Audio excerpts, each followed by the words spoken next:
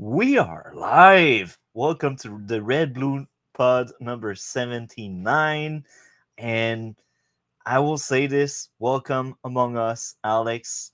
And how are you, Alex? I'm good, man. Thank you for the invite. I really appreciate it. Well, that's amazing. I've noticed you do see a lot of movies, so you're the perfect candidate. What about you, Gray? How are you today? Uh, Busy. Yeah, had a huge project come in a couple days ago, and I have not been able to stop. It's just nonstop. So, yeah, it's nice to take a little bit of a break, but sadly, I did not get to watch everything I had planned to. But hey, I did get to watch Rebel Moon, so we're all better for that. I That don't think movie, I don't that think anyone is movie better for that. That movie is trash. I gotta say Is that movie is trash. Yep. I think I'm the one that liked it the most here, but I still think it's trash. So I will just search for my notes, and we will start with that. I will let Gray or Alex start. Whoever Uh, wants to go first, go first. well, we start with Rebel Moon, like right away. Yeah. All right. Well, I'll let Grace start because I need to get my bearings a little bit. See what he has to Yeah. say. I will also go ahead and vamp for time as I'm trying to pull up the cast.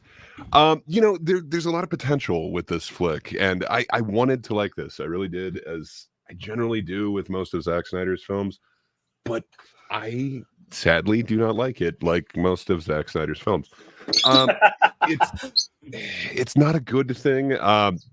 It's really it's bad because you can tell he's got a passion for film, and he does make some really iconic shots, but sadly in these last two movies he's wanted to use what is it, Army of the Dead and Rebel Moon, he's wanted to use these special lenses that are an extremely narrow depth of focus. It's everything in the back just gets so blurred, and it's so odd. It looks as if you're looking through the eyes of a drunk character, but that's what he wants for all of this. And he's chosen this, and he knew that any DP that he brought on board would fight him on this because it's just stupid to make an entire movie that way. So he decided to DP them himself. It is really bad. This guy loves to wear a ton of hats. When he's just wearing one like director, it's great. I really do like 300. I really do like his remake of Dawn of the Dead. But when he starts wearing more hats, starts being the writer on it, he's taking on too much. And I think, his vision gets muddied and gets lost. You know, I don't think he did himself a service or anybody else a service with this whole thing. I kind of bought into the hype. It could be cool to see a rated R Star Wars. Hell yeah, I'm down for that. And Star Wars isn't exactly novel. It is very derivative. There's a lot of movies that it directly borrows from and essentially remakes, but it does it in a really fun way. And it doesn't just tell you. It's not just weird drops of you need to know this information. It's not going to be subtle or anything like that. It's going to be an exposition dump, and you're going to have to learn this for each character. I'm not the first one to point this out, but in A New Hope, it's Owen, it's Uncle Owen, and I can't remember the aunt's name now, but they're talking about how Luke doesn't want to be there. And then there's the iconic shot of him longing, looking out over the two suns of Tatooine. It doesn't really make sense the way that they're doing it here. Instead of, kind of showing something, everything you learn about every one of these characters is just dropped in exposition. And it really feels like it's an MMO that's going to these side quest missions, and the reward of each one of these side quests is you now have a new member of your party. It sucks. There's a potential for something really cool here. And I don't know if it's just this new trend that everyone's doing, like they just did it with Ridley Scott's film, Napoleon, where they're releasing this lesser version of it, and then maybe the actual film makes sense when you see the director's cut or whatever they're going to call it. I don't know what Apple's calling the 4-hour cut of Napoleon, but maybe that actually had a through line, and it wasn't just a collection of scenes that kind of put together. That's what this one is as well. And maybe the director's cut is going to actually glue these together, and it's not just a whole bunch of slow-mo shots and then exposition dump. But that's what I feel like we got here. I don't know. I really wanted to like this, but sadly, there's not much to like. I kind of liked the world. It seemed like it was, well worn. It was lived in. It's not just, I got to be honest. I liked the world that we were introduced here way more than like the Ahsoka show. Like, I really didn't like that world that we started off in. When they get to that new world with the weird crab things, like, okay, that's cool. Like, that's what I want to see out of sci-fi. I kind of feel like that was this, except for every single thing about this world seems like it's a retread and not a good version of it. Like we get the Mos Eisley Cantina, we get like every single thing about Star Wars, but it's not Star Wars and it's not done as well. I do understand that this was like Snyder's pitch to them a long time ago and they rejected it. Somehow Netflix took it up. I believe this was before Force Awakens, so it does have kind of that Star Wars retread thing. Maybe that could work, but sadly, this also was so long of a movie that they decided to break it into part 2. Like this is supposed to be a 3-part series, but this movie is a 2-part thing. So it's following down like the Deathly Hollows, the Mockingjay part 1 and 2 thing, where they're now just splitting a movie in half, and that could be cool. I really liked Across the Spider-Verse. That's again like kind of a movie split in half. But they did it in a way that it still feels like you get that entire journey. You still get that story. Yeah, it's a cliffhanger ending, but it feels like it's a complete movie. I don't feel like that is here. Like, I don't know. Just, I don't feel like we got to know any character. I don't know any motivation. Yeah, a couple people said a few things, but there's a bunch of questions, and I don't know if I care to have them answered is where I'm left with this. But yeah, that's kind of my experience with it. Hope I left you guys some room to crap on this. Can I go? Yeah. Go for it. Okay, so first of all, for the Napoleon, the longer version, I have the name. It's Ridley Scott. Sorry, I wanted to do a pun. Nice. All right, so first of all, I want to talk a bit about Zack Snyder because I do not like him as a director. I think he is very bad. And I think he really lacks media literacy. Like, he adapted 300, he adapted Watchmen. But there's some cool shots in those films. Yeah, but so what? If you have cool shots that don't say anything, they don't, tell a story. They're just there to look cool. When he did Watchmen, he said in an interview, word for word, I don't like comic books, except I read Watchmen, and it had sex and violence, and that was more my jam. Yeah, he didn't understand it though. No, he didn't. He didn't understand it, and he didn't understand 300 either, because that's supposed to be like all about fascism, and he took that and went, "Look at how cool they look." So it gets me mad a little bit about everything. And as far as Rebel Moon goes, so the first thing that I really, really need to talk about this piece of shit of a movie that I hated so much. Is the fact that it plagiarizes every single thing. Like, Fair enough. But I mean, like, if you're going to go with like the original Star Wars, like it also did, but it did it kind of in a new way where I don't feel like he's doing it here. No, like, the scene when, I forget the name of the bad guy. I'll call him Space Nazi number 1. So Space Nazi number 1 goes on the farming planet, and then he starts talking to the chief of the planet, and the chief tells his merry band of farmers, "Hey, don't tell the Nazi that we have food here, or he's going to take it all." And then the Nazi, starts trying to become his friend and manipulate him. That is exactly the opening sequence from Inglourious Bastards, like word for word. But a lesser version. Yeah, it was a good version, and it had tension not in Snyder's version though. Like that all just gets taken out of the. Yeah. Yes, I couldn't agree with you more. Yeah, and also there's the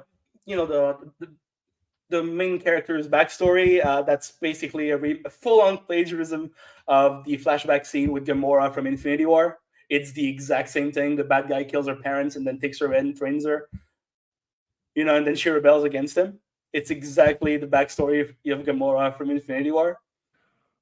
In all due fairness, I think he wrote this treatment before that was popularized, but still, it seems like you might adjust it or do it a different way. Yeah, and of course, like there's the goddamn scene with the hippogriff. Like that scene is full on a plagiarism of the hippogriff scene from Prisoner No, of that side Azkaban. quest was perfect. It had to be done. No, it didn't. None of them had to be done. Like, it's the same design as a hippogriff, but with black feathers.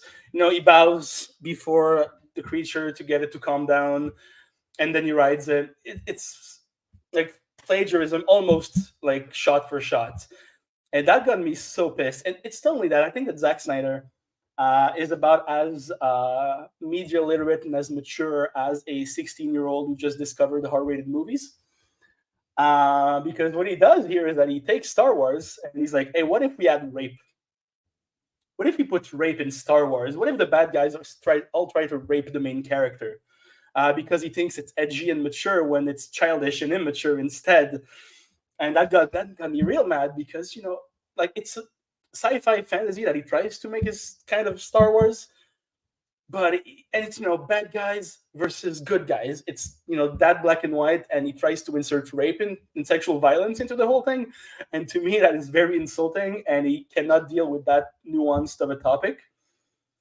And every time it happens, I just thought it was incredibly offensive and incredibly stupid and immature and very mean spirited.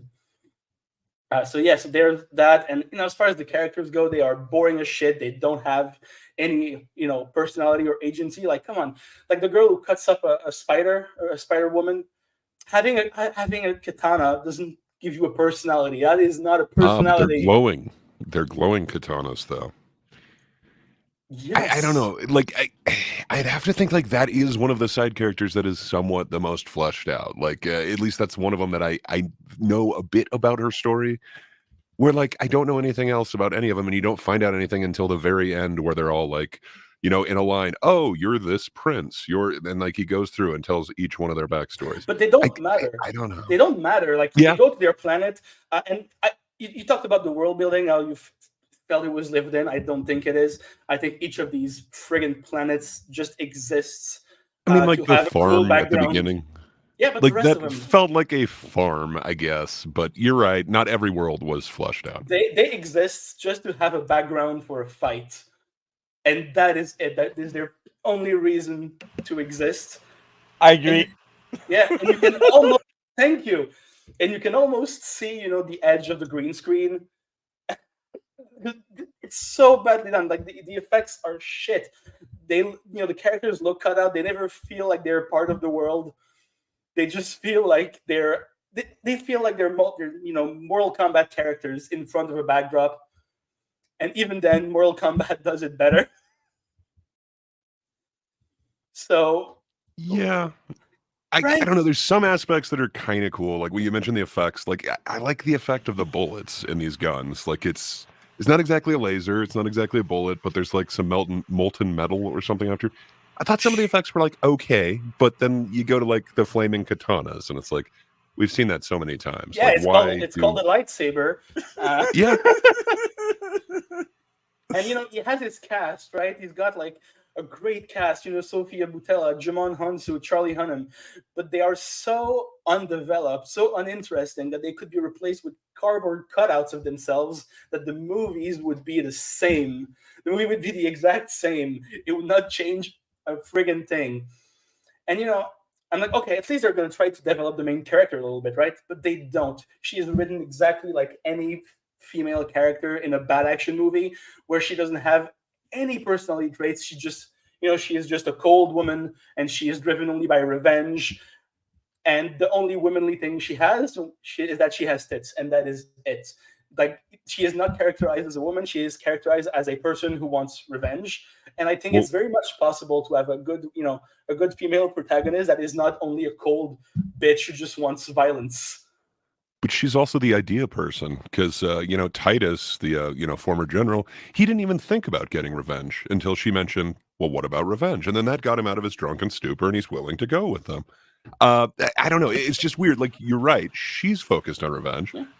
Why did that never occur to, like, the general who got, like, his whole army, slaughtered, and he feels remorse for it, but not revenge? He just, it never occurred to him.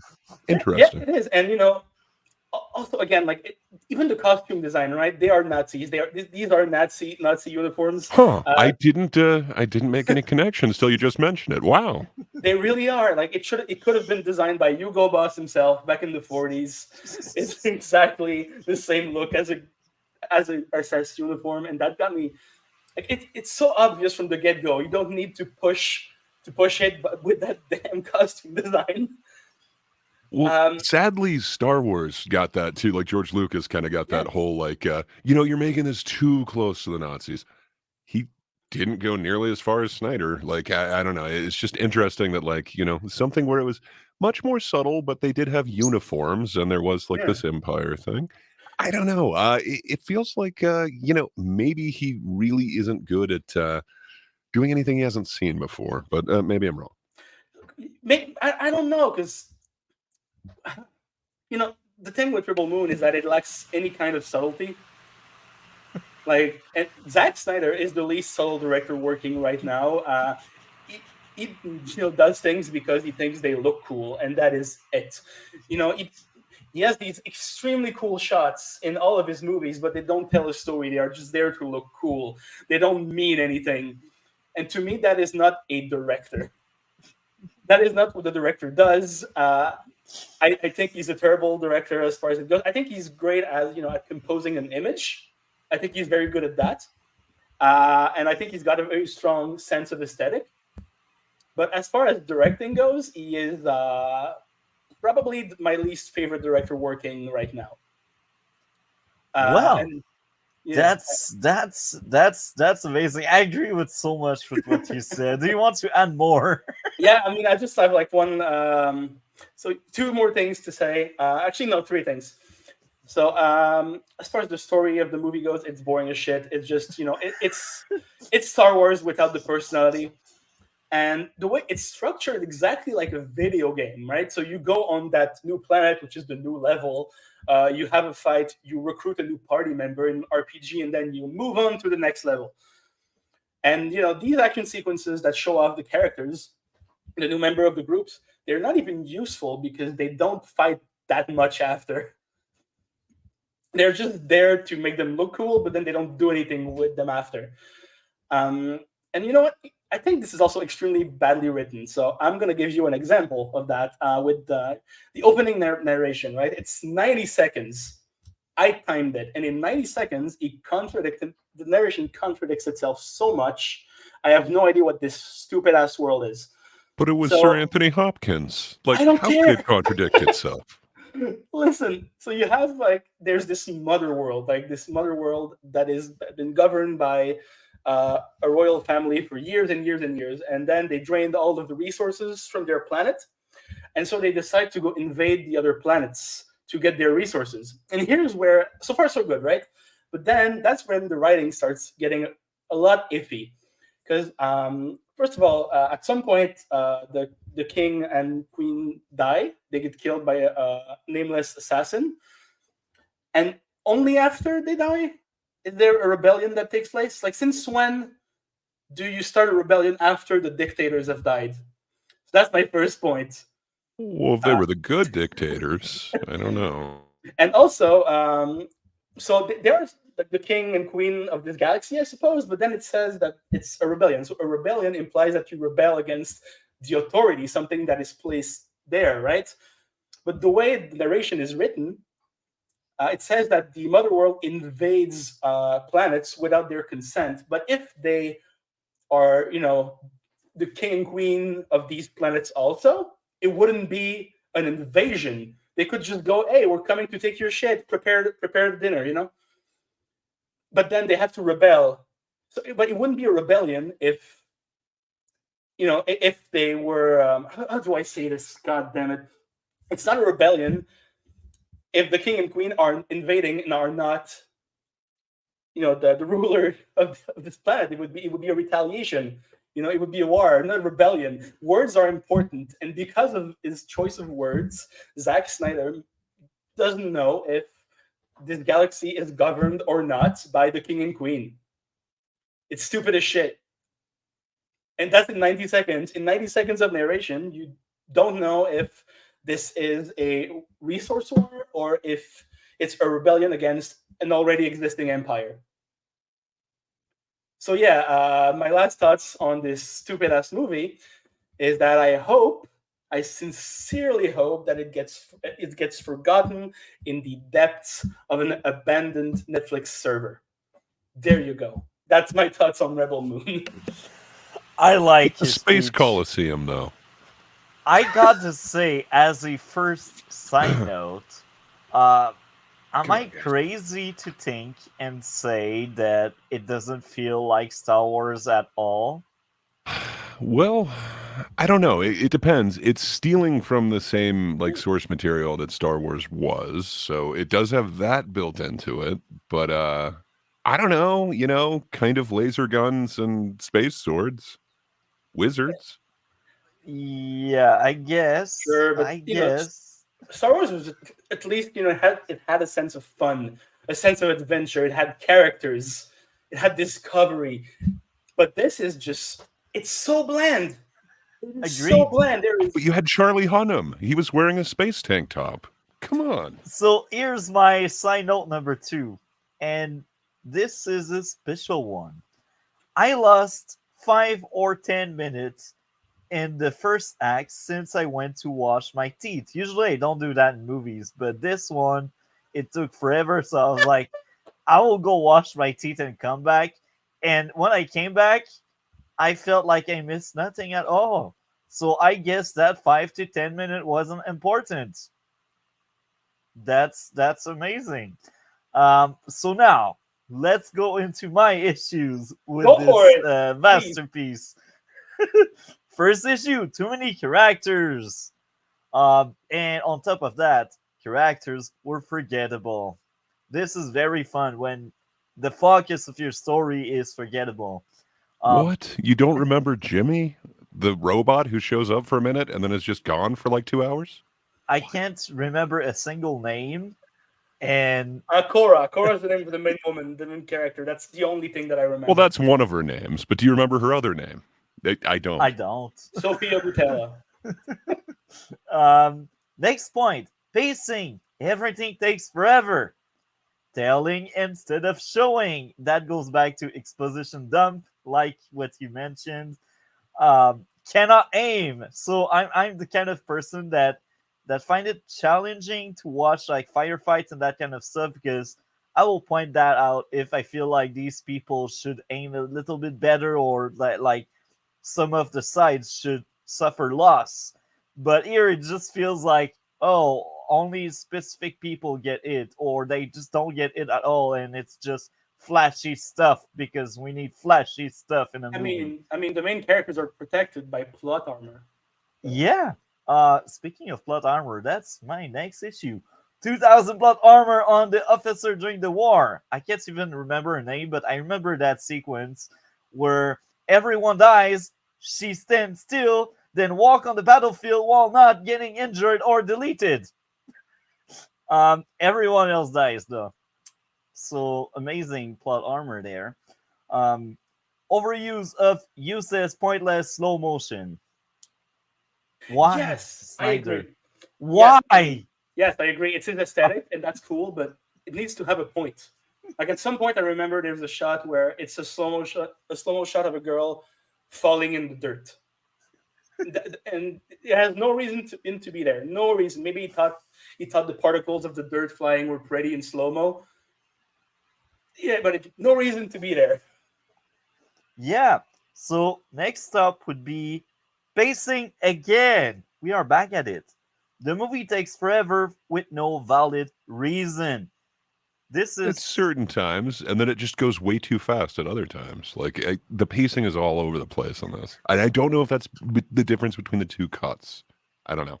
Maybe they can't show some of the R stuff. maybe, or maybe they just lost the footage. I don't know. Things happen, you know. So there's still a few things that I enjoyed. So here they are. The lore was decent. It wasn't impressive. It's just like, oh, it's there. It's part of the universe. It's part of the movie. The villain, even if they are forgettable and kind of bad, they are entertaining to watch. So that's one thing. So you're like, oh, they're on screen, so something will happen, I guess. The actors did their job. So yeah, like the Yeah, music. that's not really a compliment, is it? Like, they showed up on set that Well, day. the actors showed up, so They were there. It's not really a compliment. It's just they stood there while Zack Snyder yelled action. um, I like the music, and when it was action, I was entertained. It wasn't amazing action. It wasn't groundbreaking, but I was So you entertained. like slow-mo action, do you? A little bit, I guess. But as I said, I mentioned it. Too many slow mo. So I was entertained because there were stuff on the screen. But again, that's it. This movie feels shallow. This movie feels forgettable. Um, it's better than any of the sequel trilogy for sure, but the bar is No, it so is low. not. I don't know about that, man. Like, there was potential with Force Awakens. I don't see the potential in this. Like, do you have any hope that, like, well, I mean, like, yeah, this was retread, but it could go. I don't know. I felt like at the end of Force Awakens, I had some potential. They did not pay it off at all, but I don't feel that potential here. And maybe it's because it's half a movie, but Maybe. Also, right, with the thing. So I have a theory. All right, I cannot prove that theory, but since the Snyder Cut came out, I feel like now every future Zack Snyder movie is going to be butchered, either by him or a studio, and then they're going to be like, oh, but he's going to release his version later, just to that's what it squeeze seems like. just to squeeze a little more time and money out of his fans. Which is sad because so supposedly they had to break this in two because when they were doing it, they realized that the world building really suffered in their initial thing. It just kind of went from character to character, and there was no world building. So they really had to flesh that out and make it two movies. So, did you feel like there were, really good worlds in this? I got to be honest. That first village, yeah, I mean, like they're kind of stupid. They've got really fertile land, but they choose not to, do anything with it. But I kind of felt like that was like a lived-in place, maybe. The cantina, it did not seem like a great world. It didn't seem like it holds up to like the Mos Eisley cantina at all. And every other one of those worlds, like I don't feel like we had any time with them, but every one of them I seem to have issues with. It didn't feel like a legit Again, place. I don't feel like we got world well, building. no, because they exist to be backdrop for action sequences. That's the only reason they are there, just to look cool in the background while people fight in the foreground. Yeah, well said. So that's it for my part, and now I will read out what Cole has told me in DMs because Cole wasn't able to make it, and it was like, oh, I will still give you my thoughts. So the biggest piece of shit he has ever seen, not as garbage as Yes! Army of the Dead, but Okay, it's so he trash. hasn't seen Sucker Punch then? Sucker Punch is better, not by far, but it's better. It's I prettier. don't know. I think he has like Cole sees a lot of movies, like maybe not as much as Alex, but he sees a lot of movies. It's part of my job, right? To watch movies, Yeah. I have to. Yeah, he says it's trash in almost every way. Zack Snyder has officially solidified himself as one of the worst blockbuster director in Hollywood, despite having a decent start with 3 solid movies, similar to Mr. Night Shyamalan. He clearly learned nothing Night from Shyamalan. his past mistakes. Thank you, Alex. And as the ego of the size of Dwayne Johnson's, this is Cole. Cole, I miss you. I hate to break it to him, but I don't think Disney and Warner Bros. Rejected your ideas because it was too edgy for Star Wars and other IPs. Rather, it was because these ideas are about as creative and intelligent as those autistic macaroni and glue art project you make in preschool. Okay, okay. Okay, but it was based on better macaroni glue art. Okay, so So the acting and characters all suck, and especially Ray Fisher, whose performance was the worst thing I've ever seen, on par with his character and acting from Bowles in the Wow, name he's of really Rebel. King. he's calling out Darien Blood Axe. Wow. I was not familiar with who Ray Fisher was. Had to look it up really quick. That was the brother of the rebellion, you know. Oh, Fair enough. really? He was in the movie? I don't remember seeing Ray Fisher in this thing at all. And I watched it like 3 or 4 days ago, something like that. Me too. I've seen it like Thursday. Why? This is disastrous. It clearly gave him this minor role to help pay for his DoorDash and avoid being homeless after he effed his own career up with false accusation, being a garbage person and a crybaby online to everyone, and being a garbage actor. He is now trying to say he won't be in as much after this because he chooses his role selectively, which is just another word for saying my career is over and I'm going back to Broadway and crap made for TV shows on dead streaming services. So I'm saying it as a shield, making it seem like it was my decision. So this is part 1 of 3. You're amazing, Cole. Like, oh, I see the bulk of it now. It started off really strong with part number 2 out of 3. No, it's gonna go part 1, part 2. Like it is gonna be 3 parts, but each part may have multiple parts. So there's a lot of ins, a lot of outs, a lot of what have yous. Yeah, you're gonna have part 1, and then part 1 the Snyder cut, and then part 2, and then part 2 the Snyder cut. I think there's going to be even more if you're counting like individual Snyder cut and original. Like, so this is part 2, but it's still part 1. The 5-hour cut where everything is slow mo, so the movie pretended as substance. So Snyder said that Snyder said himself that the his own cut of Rebel Moon is going to be 1 hour longer. So it's going to be this thing is going to be 3 hours long, and it's going to have sex and violence, like more sex and more violence. Wow! And that's it. That is what he said, word for word. So what he means. So it's just the tentacle scene, like extended, and that's it. I mean, all he has to offer as a director is sex and violence. That is what he is saying. He has nothing more to offer. No characters, no story, nothing to say. Just sex and violence. I mean, this maybe is how we fill some of those gaps, and maybe there's going to be some explanation. And I'm sure, like those fight scenes, there, she has an axe and she's going against people. It does some weird cuts. Maybe that's going to be more bloody, but I don't know. Do you think that the slow-mo is used to fill out those scenes, or is it just extra on top of the slow-mo that's already in those fight scenes? I'm not sure what to expect. It's to pretend there's something going on that is worth taking your time to watch and see. It's just to say, oh, instead of having a 2-hour movie, let's make it 2 hours and a half. I think that's my guess. Anyhow, cool. Part number 2 out of 3. The cinematography, visual direction, and lighting are all garbage and feel unfinished or like a rough copy of footage from a backup camera, and especially with how ugly the style of it is. I 100% agree. It's but ugly inside and out. Yeah, and I feel like I didn't mark it down because I feel like I point out enough issue there, but he's name right on that. I didn't want to trash movie too much on that aspect, but yeah, at least I want crazy. To send me the text. I'll do it. Send me what he wrote. But at least there are no dead pixels this time. Oh, good job.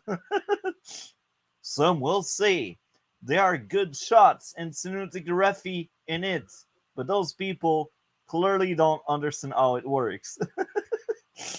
The decent looking moment of it, and with certain shots, which are a few and far between, aren't actually good visual, cinematography, direction, lighting, or anything of the sorts.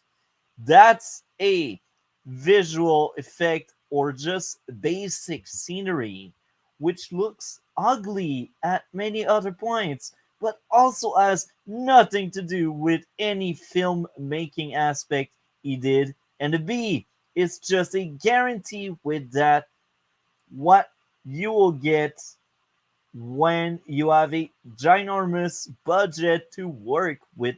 Zack Snyder does. Um, there's no film in history that tries this type of genre of film and works with this type of budget that doesn't at least accomplish that in scenes, because it's a given by just having money and resources. Even the Star Wars sequel and effing God of Egypt 2016 accomplished it. In fact, compared to every other in those areas, this is some of the worst I've seen. So, Cole, you are a word of wisdom. Anything else to add before we tackle Cole last comment about um, this masterpiece called Rebel Moon? Yeah, I guess so. I was just looking up what year Snyder had first kind of conceived of this and brought it to Disney, and that was like 2012. So this would have been, like before everything was relaunched, and it would have been in that time of, like a strong female protagonist. So, it may be suffering from some of this is really old hat and really well tread ground based off of that it's, from like 11 years ago, but still, it just borrows too heavily from a whole bunch of different movies. How is this thing 11 years in the making? It feels like it was like an afterthought when he was having it in his lunch. Yeah, How is this I agree. 11 years in the making? I don't see it like uh right now. It's been like 5 months. I'm working on a novel I write, and the story is like 10,000 better than something you worked on for like 11 years. Mm. I know it's hard to compare a novel to a movie, but there's still story. Anyhow, yeah, that's Snyder. Happy New Year, everyone. Snyder flops. So Thank cool you, third Cole. part. Thank you, There's no Cole. choreography in the acting or action in any scenes, or any basic understanding of the pacing and timing with things that any filmmaker should know. The story and structure with each character makes no sense. I agree 100%. Mhm. Takes forever, where it feels like it will give you Alzheimer. Hell yeah, like dementia, guys, dementia. And is done in a way that a 6 years old in second grade would do when writing a short story in class and trying to give each character backstory. Well, Cole, you are insulting to all these 6 years old, because I can bet they can do better. My imaginary 8 years old son can come up with something better than this. No doubt about it. This is me adding something. The writing sucks, and it feels like it's artificial intelligence talking. Oh yeah, absolutely. The Cole, it's music is your. unbearable. Oh, this I disagree, Cole. That's the first thing I disagree with you. I like the music, I don't but I remember don't the anyway. know, music. man. They did some weird It's things, like all of a sudden, where what's her name, Nemesis, the one with the lightsabers. All of a sudden, she's about to fight the spider thing, and all of a sudden, they start doing like some weird Asian music going on in the background. I don't know. I weird kind of see what Asian Cole's music. saying. Hey, listen back to it, man. Like it sounds weird. Like I don't know. This is a different world or Okay, whatever, but he's going that route with it. okay. Here's the thing, right? That spider scene. I have a question for you guys. Because I Yes. remember that. So I remember that she was fighting the spider thing to save a kid, right? Yes, the spider lady apparently lost her kids, so it decided to steal a kid Yeah, but to what make up happened? for it. What happened to the kid? So Gunner, the farm guy who has no experience, grabbed her and saved Mm, her, and then she right, went right. back to her parents. Okay, cool. Because I remember thinking, wasn't there a kid there? Yes, Yeah, there was a but kid then there, Maybe I but blacked out but during then you that find part. out her backstory, and her backstory, Nemesis, or apparently Duna Bay is also her name. Uh yeah, it's weird, but her character's backstory is also she lost her kids, so now she's on this Mm, revenge mission, which is the right. exact same thing the spider was doing I don't understand. Like, I don't know. It feels like he couldn't come up with like additional plot points, so it's just okay. Same Yeah. exact Oh, by, plot by for the this way, one. Same thing for what's this. the point at the end? When they fake kill the Nazi and then 5 seconds later he's back. So that's what I was wondering. Did they actually kill him? Because he looks awfully dead on that rock, and then it Oh yeah, no. shows that the daughter, the princess or whatever, can bring things back to life, and then it kind of looks like that room that they're in. I don't know. If you Well, play like D&D, it kind of looks necromancy-esque. So is Maybe. it a Nazi necromancy cult that can bring people back from the dead and then somehow has like virtual space that they can meet the big baddie in? Like, I don't know. It's very unclear, and I don't know that I care to find out. No, I mean, and if you can bring things back to life, she should bring back Zack Snyder's character's career back to life. That might be beyond her powers. I don't know. yeah, I think I'm with you, Cole. That's beyond their powers, man. Okay, but why did the robot have antlers at the end? It's a metaphor for nature. Oh, No, I really? get it. Just his metaphors are so subtle, Or Uh, maybe Zack Snyder saw Midsommar, and then he decided to do the same shit with the robots. Since you mentioned Midsommar before I finish Cole's comment, I'm curious to hear your opinion about it. I've seen it. We covered it, Cole and I. Oh. So, what did you think of Midsommar? Oh, I love it. I think it's great. I mean, I'm a big fan of Ari Aster. This year, Boys Betrayed was in my top 10 of the best movies of the year. Yeah, I love Midsommar. I think it's extremely smart. I think it's very unsettling, and I think it's the saddest romantic comedy of all time. That's good. I think you will get along very well with Cole. I wasn't as eager, I wasn't as excited as him to see it. I enjoyed it based on what I remember. That was a good movie, but not masterpiece level for me. But anyhow, that was an enjoyable movie nonetheless. Yeah, I mean, I would have to rewatch it for us to have a full-on discussion, and take notes. But it's a movie that I absolutely adore, and I think that Ari Aster is one of the best directors working today, compared to Mr. Snyder. So, moving on with the second half of the third part of Cole's comment. The editing is painful. There's nothing good to this. It's all trash. The only stuff that's half decent is some of the visual effect, but again, it sucks at other points. If this even gets an Oscar nomination for visual effect and over films such as Guardian of the Galaxy 3, Godzilla's -1, Society of the Snow, then I'm going to lose my crap. Godzilla -1 is amazing. It's a masterpiece. Overall, this film should have been aborted, and Netflix are idiots for putting their trust into Zack Snyder. Not only is this a critical and audience and objectively made failure, but just like Army of the Dead and Zack Snyder Justice League, it's also a financial and rating failure, as it got very low watches on Netflix, just like his other compared to similar releases in the year, and lost to smaller movies. I'm not surprised, to be honest. I'm not. It was still fairly high in the overall rating, but considering all of the many movies above it for 2023 releases are 50 times smaller in budget, advertising, promotion, it's pathetic. A film like this should have guaranteed to get number one of 2023 or even top three, but it wasn't even close to it. Nor was it even number one of the actual week it released in. It was like number 6, then fell out of the top 10 the week after. This is the more equivalent of if the dude who made that space Nazi film, Iron Sky, and Bowl collaborated on a film together. F this piece of crap.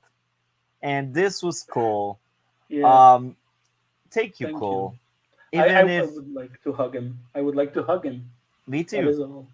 Even if he's not there with us for now, he still is in spirit. With that being said, I don't have much more to say about this movie. I will ask the both of you if any of you would like to add more to what was already told. I think I'm I done. think Travis Mitchell put way more thought into that Yeah. comment than Zack Snyder did over the significance of it.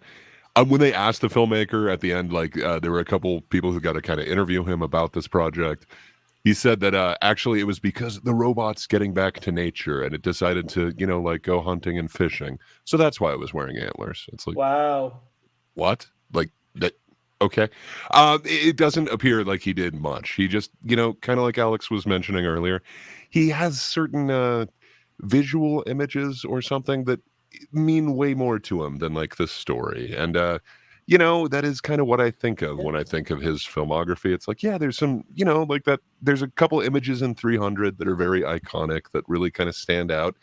There's a couple in Sucker Punch, but that's all I remember. I don't remember like a good movie. I don't remember, him truly having a grasp of storytelling or telling something new or possibly in a different way. Yeah. It's just, okay, there's a couple of good visuals. Yeah, I mean, the movie I liked more from him is the is 300 is remake of Dawn of the Dead, and that's because it was adapted I from really a like that one. Yeah, I think it's because it's based on James Gunn's screenplay. And James Gunn is a better writer than Snyder is the director. For sure. But yeah, he didn't understand the screenplay either because it's just a little sidetrack.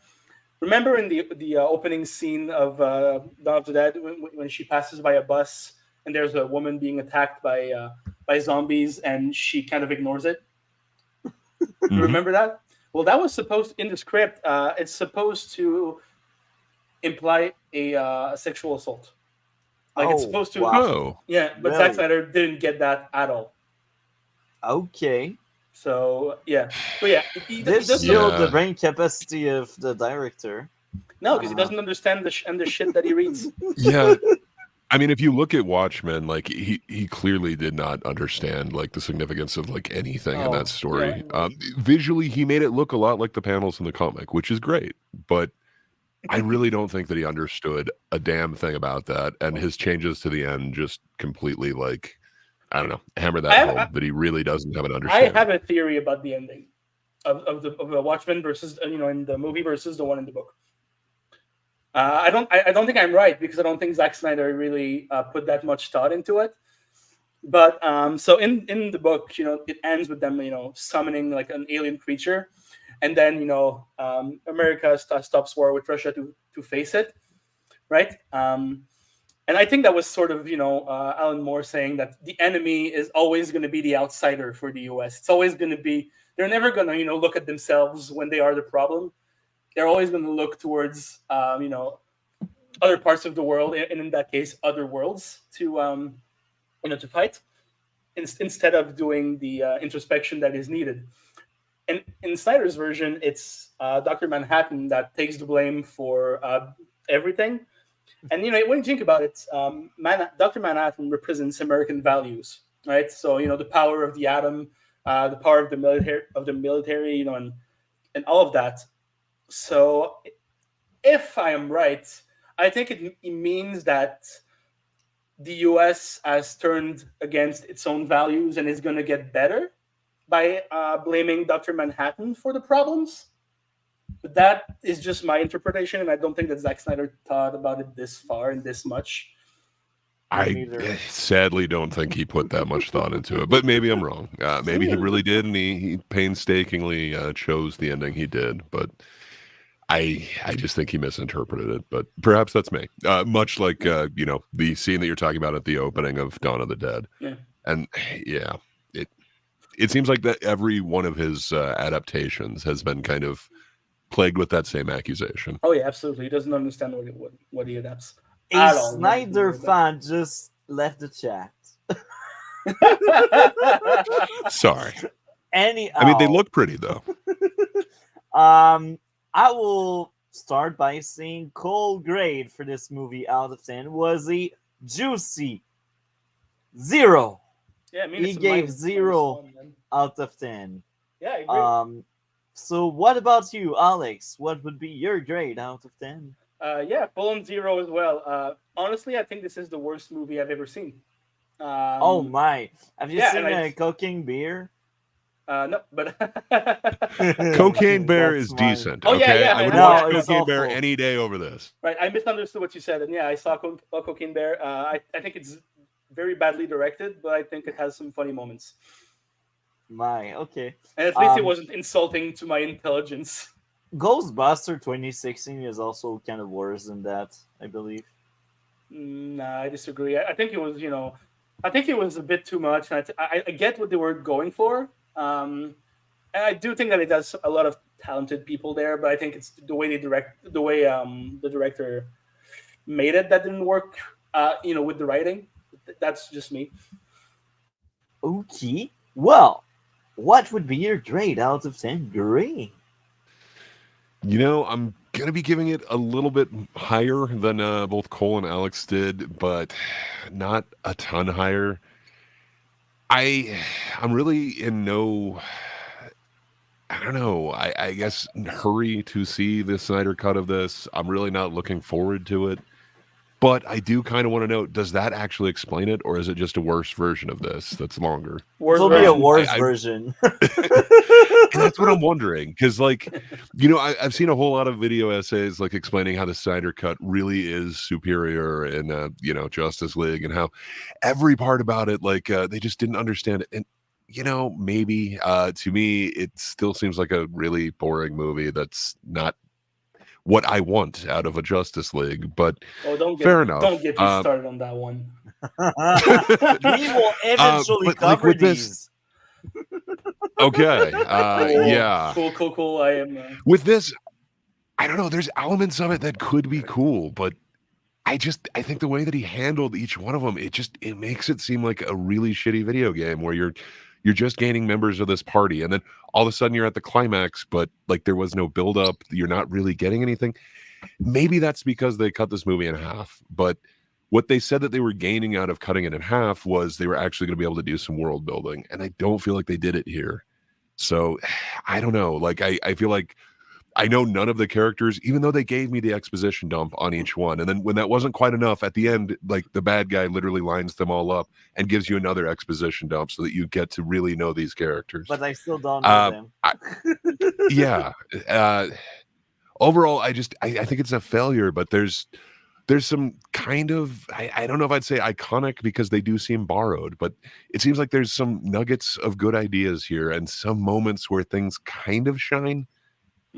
But it's so brief, and the overall product that I'm left with is something that I don't care to watch the next one. I really don't care, but I see what he's trying to do. There is kind of a mystery. Is the blonde chick that is talking to the robot, is she, the princess or whatever? Did she actually die? Is she possibly involved with bringing people back to the dead with the space Nazis? Do I care? No. So I don't know.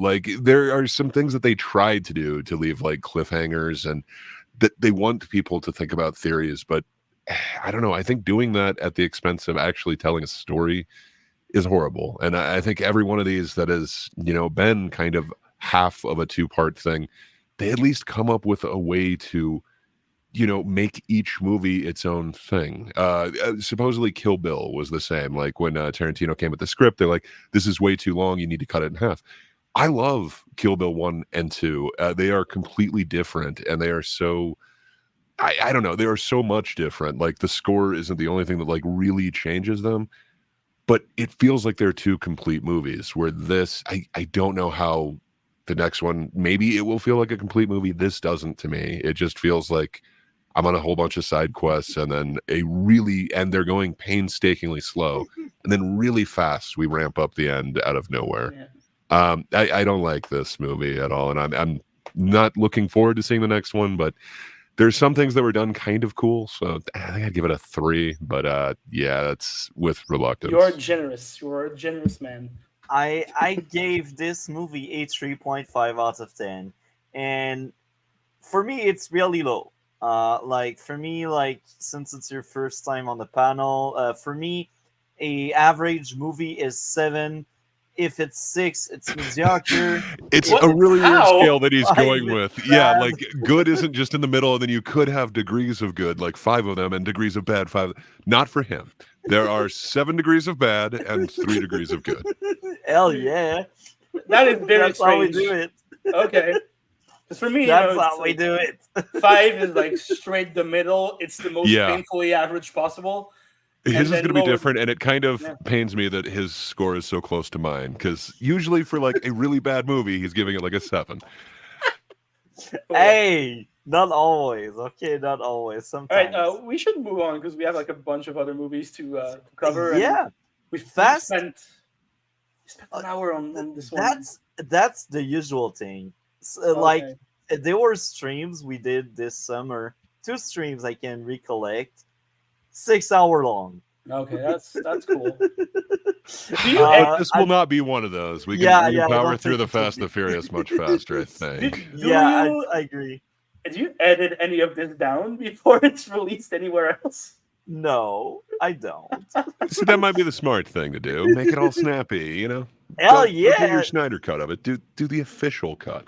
You This know, is the the charm, Netflix one, man. the short one. This is a charm. Like the Barbie stream was crazy. Even if like the last hour and a half it was only Cole and I talking, that was a crazy stream. Anyhow, All right, Fast and let's move on. Furious 7. Which one is that Before already? Well, it is the one that has a helicopter chasing them, and they take it down with a car. There's a All right. drone, and the beginning of it, Dwayne the Rock Johnson gets taken out, and then you don't see him again until the glorious end of the movie, Yeah. It's with the where arm he cast, and flexes out then of the he cast. he flexes. Okay. Oh yeah, you got to, yeah. that's the fate. And then That's the he fate. somehow gets the drones going. All right. That how one's that's 7. That's Fast and the Wait, Fast- what is Furious it called 7, now? Is Furious it just 7. Furious 7? It is Yeah. Furious 7. Yeah, and then that introduces us to now I forget what the computer is called. God's Eye. I think that introduces us to the Yes. God's Eye thing, Yeah. and the hacker that is now on the I'm team. gonna need to go on the IMDb page because I barely remember any of these. They blend together so much. So before we dive deep into that one, since you were not around with us last week and 2 weeks ago, I am curious to hear what you think so far with the first 6 movies. As one thing, like the first 6 movie, how did you feel? Which one Okay. is your favorite? Like, have an in-depth introduction to your experience so far. Well, I mean, I'm going to be fast with it because I don't want to, spend the next hour talking just about my opinion on those movies. But I think my favorite is the first one, just because of how cheesy it gets and how dumb it gets at some point. Like they have like this race that's called the Race War. Oh yeah, they bring back Race Wars too. Yeah, it's true, and I think that they did not really think that name through. But they should have by 2015, which is 7, where like they bring them back to the Race Wars. But yeah, sorry. Yeah, either they didn't think it through, or they just thought it was funny. But I don't know. I think it's kind of the best one. It's the calmest one in terms of the direction. It's the one that I think is the most charming in terms of characters, and they have like these weird little character moments. And when they have one of the rappers who loses the first race, and then he starts crying because his girlfriend promised him a threesome if he won, but since he lost, it's not gonna happen. Then you just see him crying on the sidewalk because of that. I think this is fucking hilarious. And the first movie is filled with these really funny moments that I really like. And also, it's just before before Vin Diesel turned into a bloated version of himself. Second one, I think it is the one that takes place in Mexico, and there's a boat at some point. They jump on Yeah, a boat with the car. So that's it's the boat. Florida, I Florida. think, and it's just Paul Walker and Tyrese Gibson. Yes. It's the introduction of Roman. So it's a little bit smaller, but you get to meet Ludacris. Yeah. In Oh, I have a theory, by the way. I have a theory about these movies. I think that Tyrese Gibson's character is gay.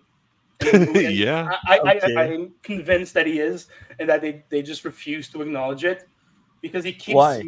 he keeps making like weird sexual comments about the male members of the group. But none for the female. I mean, he sexualizes everyone. That's kind of the point. But but it's more focused on the guys. I'm convinced that his character is gay.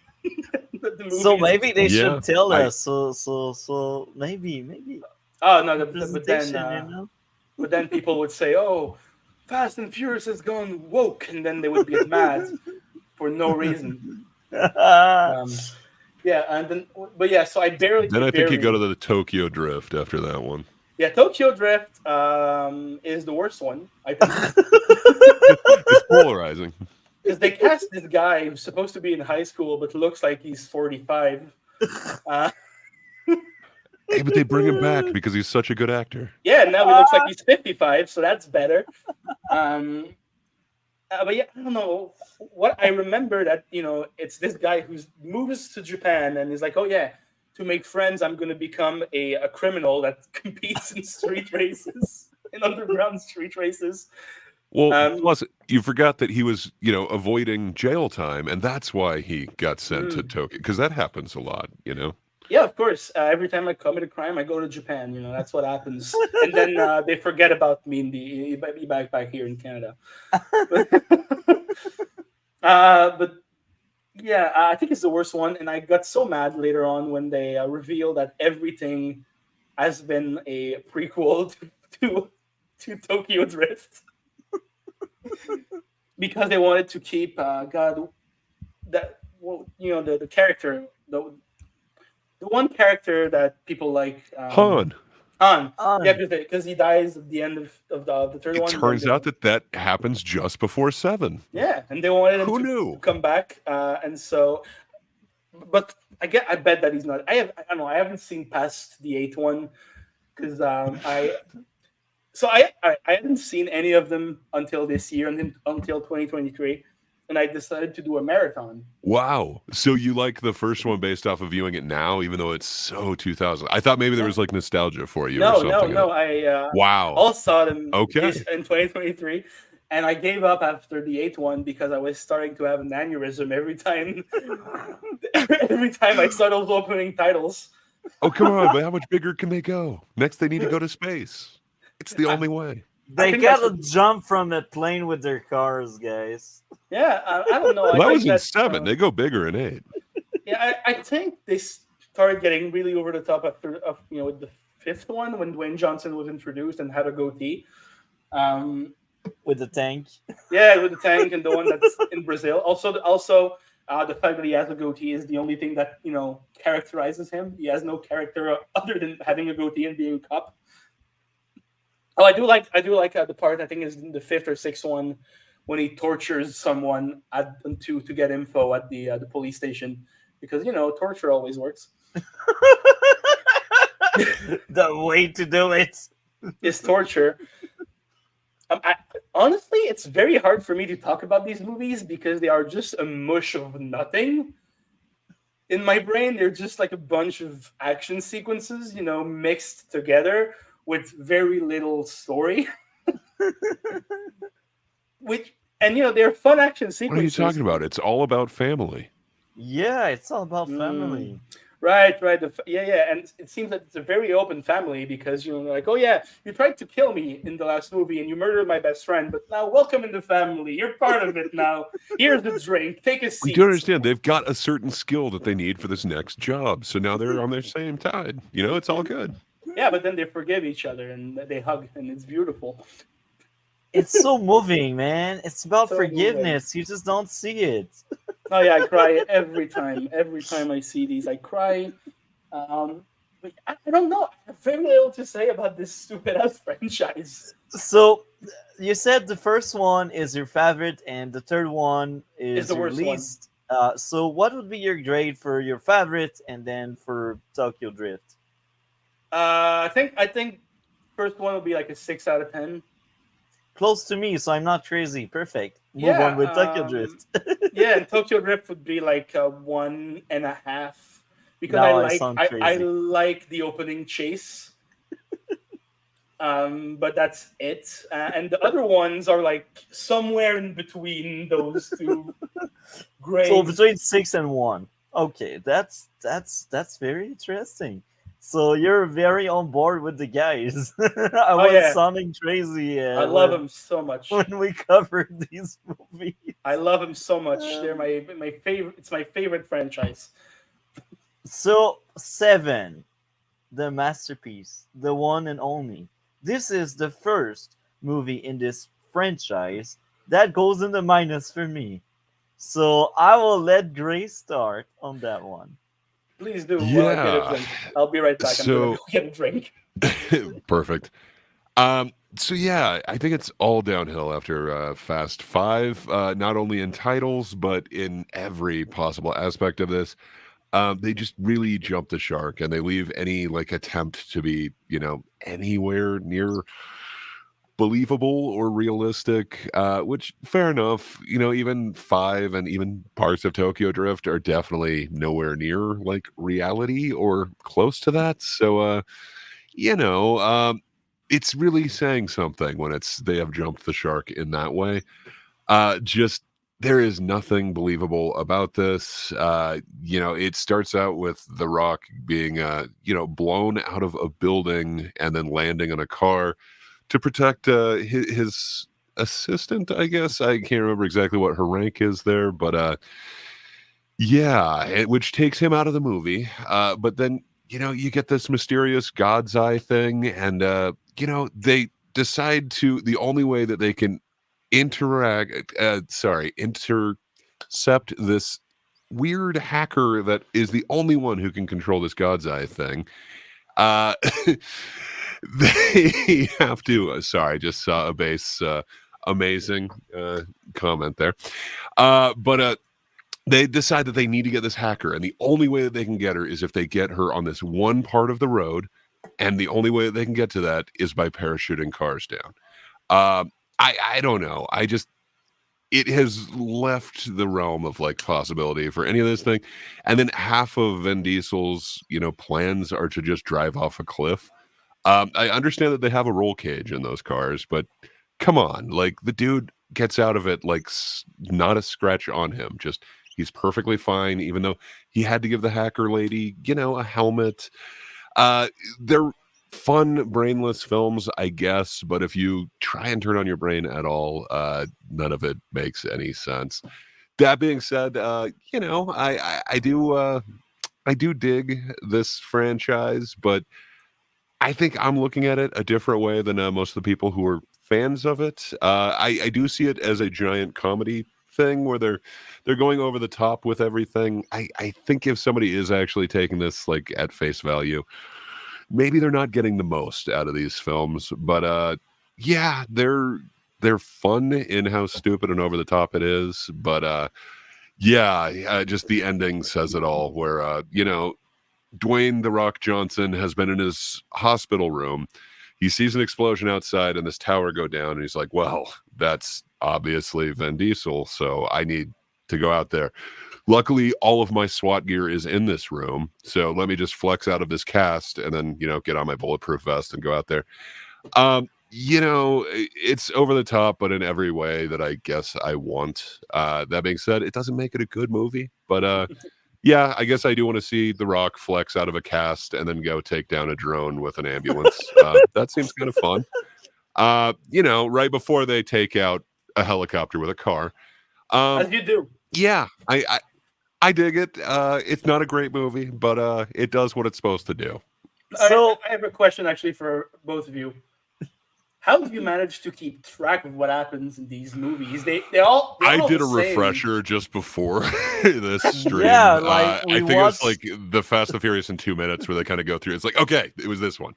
Uh, Yeah, the two are really blurring together in my memory, and I watched them like 3 days ago. So good question. I just happened to watch a refresher a minute ago. that is Multi, fair. how do you do it? Same here, and on top of that, I detail my note as much as I can on every single movie we do. Notes would be good. I should Yeah. probably start doing that. And the other thing is, I have somewhat good memory when it's entertaining. I specify when it's entertaining. Like if it doesn't get my attention, like most of these Halloween movie we did go through, it's a different story. But um, usually when I'm entertained, I tend to remember lots of stuff. Now, I said I'm entertained with the Fast franchise. I still think most of the movies are from bad to mediocre. Like the best one are average, or in some cases, I did think the first one was good.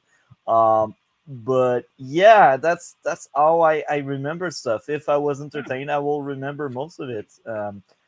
So yeah, That's fair. I guess I just need more. I need a little bit more than that. Yeah, they do kind of blend and, together. and But now they've got like a tongue-in-cheekness to it. Like they're in on the joke, but maybe not everybody. Like Vin Diesel Oh, might not be in on the that joke, man but the guys takes who are it so making it. seriously. He takes it so seriously. and I gotta say, man, this movie did so many weird stuff. Was this movie the one where they jumped from building to building with the car? Yes, they do. Sorry, it's building to building to building. It's three Yeah, different buildings. yeah. And they had to do that because the hacker somehow had access to this one of seven made car that is being, kept inside an apartment for some reason in a vault. Hey, is this the Yeah, one it's where? amazing. It makes sense. Is this the one where Letty gets killed? So she had been killed previously and came The back. fifth one. She gets her memory back in this one. Right. Okay. Because I don't know if it wasn't this one, but I remember That thinking was when the I watched fifth one. it. I remember thinking when I watched it because Vin Diesel gets a new superpower in every single one of these, right? And when Letty dies, Yes, this one it's wrench fighting. I remember that when Letty dies, he looks at the tracks at the road where she got killed, and just by looking at the car wreck, he's like, he can reconstruct in his mind exactly what happened, like to the second and perfectly. I think that was 4. It's an amazing part. I think CSI had just come out, so they're like, Vin Diesel needs that technology. Yeah, but I mean, it's not a technology; it's a superpower at this point. He just looks at it and he's like, he's so good with cars, just by looking at the tracks on the road, he can do a perfect reconstruction of what happened. So I got a question for the both of you about 7. Based on release date, it was after Paul Walker died. Oh, so is that the you one? didn't get that from the 5-minute I'll see you again like music video at the end where they just kind of kept going through Paul Walker's experience in this? Yeah. So were you familiar with that, Multi? He was not actually alive for a good portion of this, so they actually used his brother and then green screened his face on him a lot. Yeah, I mean, Really? his brother does look like him. He does look like him. Yeah, that's why I was confused. I was like, wait, what? So he was not able to finish all the filming on this, but they did do it as like the send off to him. Brian he took the left turn where everybody else is going straight, which apparently he also left his wife and child behind. But that's beside the question. He's going to the left in this one. I do think it's kind of insulting because they do all these flashbacks with him, and he leaves in a car, but like in real life, he died in a car crash. Well, he was a passenger. He was behind the wheel. Still, I think it's very weirdly done and kind of insensitive to the way he died to have him drive away. So, side note number 1 before I go over my issues with this masterpiece of a movie. Wasted opportunity to show how the guy defeated so many SWAT guys at once could have been an entertaining action sequence. I speak about You're like not going to mention that like the SWAT team comes down and like magically like traps Jason Statham, Deckard, Shaw, but every one of them misses. Like your big thing is talking about like you hate when people are inaccurate with their gunshots. well, I thought for sure that had to be up in that part. we don't see it. Well, the version of the movie I've seen start the movie at the hospital where everyone is down. So maybe that got cut out, and then my signal vanishes. But we don't really get to see Jason Statham character like beating the crap out of these SWAT guys in the hospital, do we? Right. None in the hospital when him and sorry, I might have misunderstood what you were talking about. The I was SWAT team. mentioning the Because opening under the scene. bridge is what I meant, but fair enough. I I, apologize. I was mentioning the opening scene with the hospital. That's why that's a side note. I'm like, oh, we don't really Right. get to see the action sequence. Like the movie opens with like the hospital with many like bodies, and we just have Jason Statham walking in and like Yeah, saying, he goes to see his "Brother, brother. Yeah, yeah, Luke Evans. yeah." Now I So remember. Now I remember. here are the issues. Issue number 1: pointless eye candy scene affect the pacing. Telling instead of showing. They didn't even try to hide the fact that they broke fake glass. Both character into the fist fight didn't get any cut from destroying any of these glasses wall they destroyed. Plot The armor, Rock both broke his arm. he should have died. Plot armor, both of them surviving a bomb and a 2-floor fall. Plot convenience of finding a gun under a random table. Of couldn't aim. Everyone surviving the house blowing up. Not funny. Dialogue about family gets under my skin. Cannot aim. Both cars crashing into each other. Should have at least knocked out both drivers. Feel pointless and stupid for the people to jumping from a plane with cars. The parachute should all get destroyed by gravity and that free fall. The cars are too heavy. Plot armor, the guy hanging so long on the ledge with one arm, fighting gravity. On top of that, he ran from a falling car. More Of course. pointless eye candy, not funny. Plot armor, the grenade not blowing up the car and ending Paul and Vin lives. Plot armor, no injury after jumping from a car going very fast. That was most likely after like that absurd sequence where they just jump from building to building. Isn't it this one that they play chicken like in a Yes. garage and they're like, "Ooh," and they Yeah. crash Well, they don't into each exactly other. play chicken. They just head-on collide into Right, each other and- and then and- both and- point guns at and each no other. one- no That's one when is the injured. SWAT and Kurt Russell come in. Right, So, and no one is sorry, injured. that's where I thought he was mocking the Yeah. no shots actually hit their target in that one. Not funny. Plot armor on both fighter. The wrench was shown to poke hole in cement, rock, but yet they can take some hits without breaking their bones. Can't Well, aim. that's street rules. Yes. Plot armor on both character going down the staircase. Both of them crashed, yet they didn't pass out. They just kept fighting. Yeah. Yeah. More plot armor on Toretto, plot armor on everyone on the roof, and missile blew up without injuring everyone or anyone. The scene meant to be sad was undermined by the lack of tension. Anyone that dies will come back anyway. So these are my issues. Well, And I think that at this point it's a superhero franchise, right? yeah, It's full on a essentially. superhero franchise, but they don't, but I think they think that the superhero shit is too corny, so they just keep it like dudes in muscle shirts driving fast cars.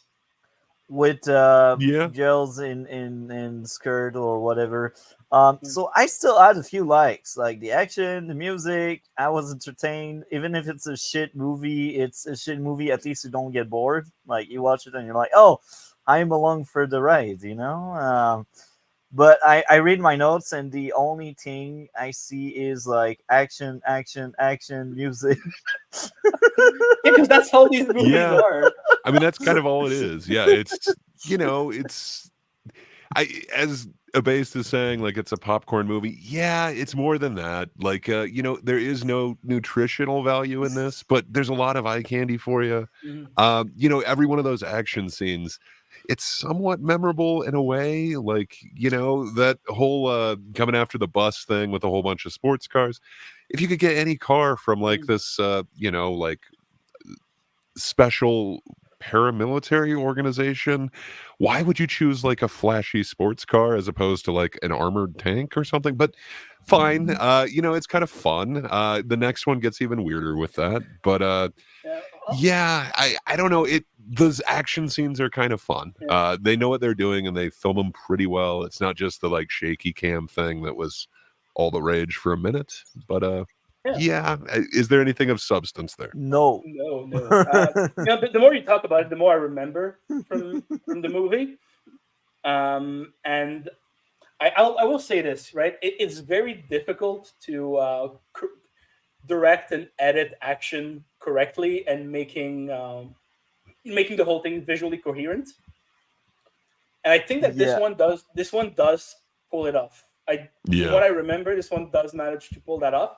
I think that's very much thanks to James Wan, who is a good for sure. director. He did a great job with this one. But yeah, I mean, like the cars parachuting, like I could see that being done horribly a number of different ways, but Mhm. I don't know. Like that whole scene is kind of memorable, and then attacking the bus or whatever. Also, I think there's my favorite line of the franchise is in this one. I remember it now. It's at the fist fight at the end Yeah. when Vin Diesel says this. The thing about a street fight, the street wins every time. He's fought a lot of streets in his day. There you go. I just wanted to quote that. So, I will be right back. In the meantime, I will ask any of you two to read out Cole first part of his comment on this one, and then we will let Alex go on with his thoughts on this one. So um, I posted the first F I was mentioning in the private chat, so one of you can read that one out, and then Sure. after Alex So, can take over, and I well, will be right back. do you want to go? Do you want to go, Greg? Because you have that voice Yeah, I'd acting be happy voice. to. Well, thank you. Furious 7 and the Fate of the Furious. This was when the series started to slowly lose it all for me. Well, I always thought the first 4 films weren't good and the franchise wasn't. I could at least understand the appeal and what they go for, while also having a sort of appreciation for it at a certain point, with seeing them as the movie equivalent of $250 million toy boxes. 5 and 6 were also good to me, as they were the best at finding a good balance between being over the top and embracing. What could they be embracing? They're Sadly, stupid. that's where the Yeah, comment but yeah, kind of broke off. But I don't disagree with what Cole is saying in his comment here. I think this is when they really start getting tongue in cheek and understand, what they're doing. The whole like grappling hook thing is kind of over the top from this point out.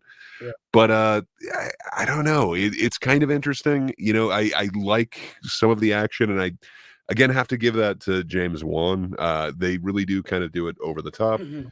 They do have Tony Yaw in it, and his parts in it are pretty decent. I do remember his fist fight with Paul Walker on the bus. But I feel like all that does kind of come at a cost, and that is kind of like believability and any sort of I don't know, grounding to this world. Instead they just need to keep doing random heists and whatnot. I don't know. I find it hard to believe that this would be the best team in the world, and that this guy with infinite funding and any sort of vehicle and access to like the top tech, Mr. Nobody, that he needs Vin Diesel and his crew. Maybe this Dwayne Johnson Hobbs, maybe he would be somebody that this guy would actually want in their crew, but I can't see what Vin Diesel brings to this. He knows how to use that NOS button, and that seems about it.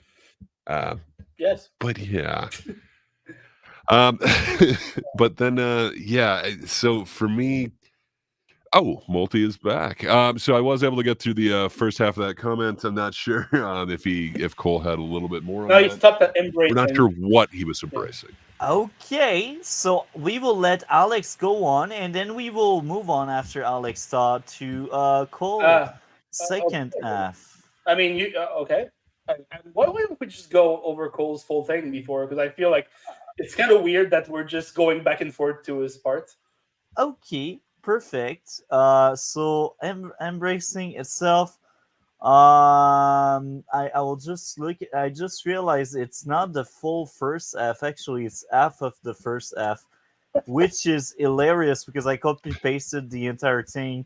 Anyhow, so It does have a character limit. I've done that before in the private yeah, chat. so after embracing itself while staying grounded at the same time and actually being decently acted, filmed, edited, etc. for the most part, and with decent set pieces. This was where it started declining permanently. Thought, while I wouldn't call these terrible yet, and more so on par with the fourth film, it's when I started to not care, when the franchise completely lost any soul it was trying to have for many reasons. The number one reason being that none of the things it attempts is entertaining to watch anymore. It still had moments in both of these films, along with moments with trying to do good character stuff, but bad compared to what I thought the fifth and sixth film did. They still do crazy stuff and insane set pieces in their eyes, like jumping from building to building or from airplane. But again, these are really stupid moments. Like I didn't nitpick too much, like them jumping from buildings to buildings, because I was like, maybe it can make sense. I don't know, like all gravity would work in these cases. Like they were kind of high, so I was like, I'm not a mathematician, I'm not a physicist or anything, so I won't nitpick too much there. But it felt weird, off, and awkward. I know the parachute crap doesn't make any sense, but maybe the building does. I don't know. That's my added layer to what Cole said.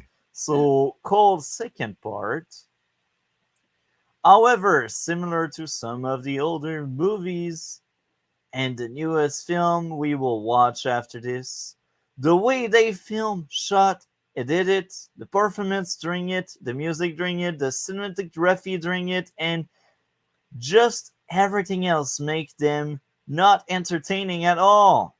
It makes them boring to watch. They could do things as crazy as driving on the freaking moon while being chased by alien, and it would still be boring with how they execute every scene in these. And that you will see even more with 9 and 10 and Up and Shaw while being too stupid by that point too. It's also obvious what their main goal with these films are. It's just to show stuff like a Bollywood trailer for advertisement with muscular dude, car explosions, etc.